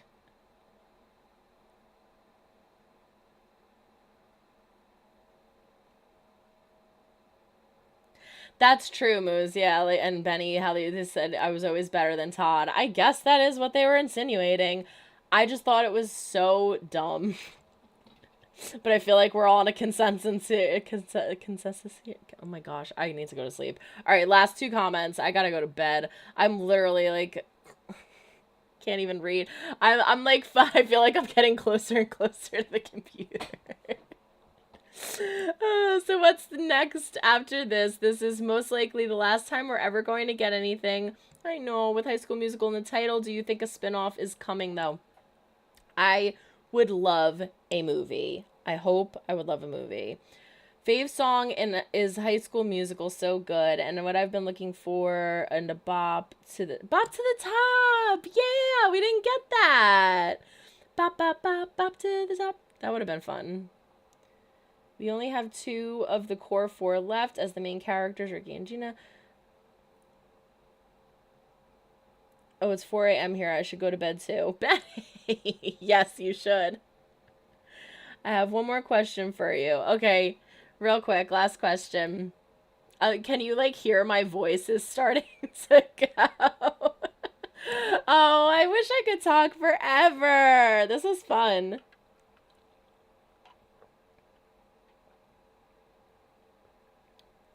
Now Bop to the Top's gonna be stuck in my head. Bop, bop, bop, bop to the top. We never Gotta Go Your Own Way. Good point. Gotta Go Your Own Way. It was actually a favorite of mine in the movie, too. I liked that one a lot. I guess where would it fit?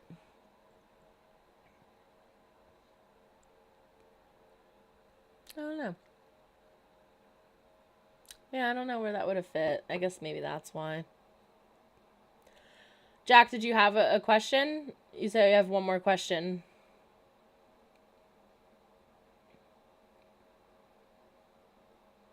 Yes, we do need to start a petition, Spice. That's what I was saying. Tweet it out, tag it. We'll make it go viral. Thank you for doing this live stream. This was so much fun. Autumn, thank you for being a part of it. Girl, go to bed. Go get some rest. Thank you, Lizzie. Imagine if EJ and Gina sung it in season 3. What time is it? What time is it is my favorite song as well. Nolfax, appreciate you. Hopefully this isn't the last time we all talk. Yes. Gotta Go On My Own Way would have been great for Portwell breakup. Oh, yeah. Or even Rini in season 2. The treehouse and everything. Oh my god, the treehouse. Don't remind me of the treehouse. It makes me so sad. It would fit EJ and Gina, yeah. But I guess they didn't want to use any 3 songs in season 3 because they were planning on doing season 3 in this season. Do you think it felt weird seeing Ricky talking to the camera crew saying, "Who the hell are you?" It felt like he was looking at me. I liked it, actually. I thought it was really funny that he did that because it's like it was not acknowledged the entire series. And then right at the last second, he's like, "Who the heck are you guys?" But all right, I'm going to end it there. I actually have to go to the bathroom too. I chugged like this whole water and now I need to go to bed. I'm losing my voice. Thank you all so much for coming.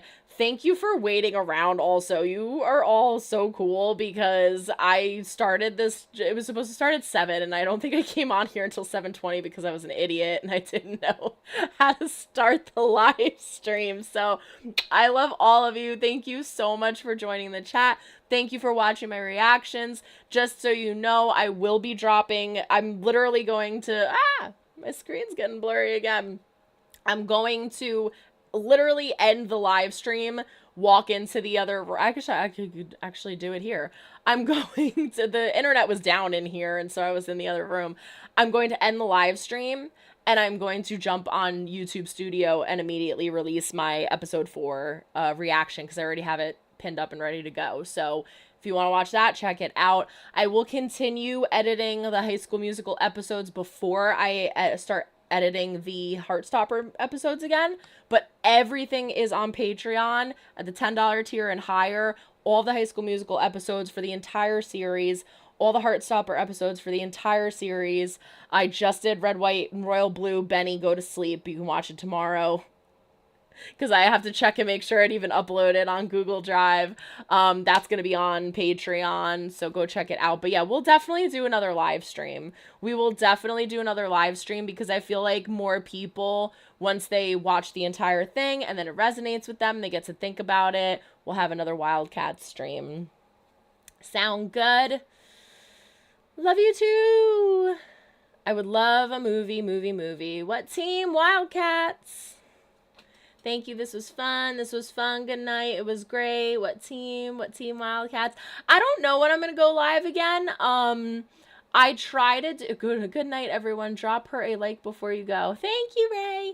Yeah, I don't know when I'm going to go live again. I try to do it on nights where I know I have a few hours to spare because I can never shut up. So when I plan to do like an hour live stream, it always ends up like the first time I did a live stream, the same thing happened. I was like 1 or 2 hours, and it was like 4 hours long. So I have to do it on a night when Jay's not doing a live stream or doesn't have to get on the computer, or I have 3 hours to spare. So hopefully again soon. But yeah, I forgot to say that. Throw a like up on the video for the live stream.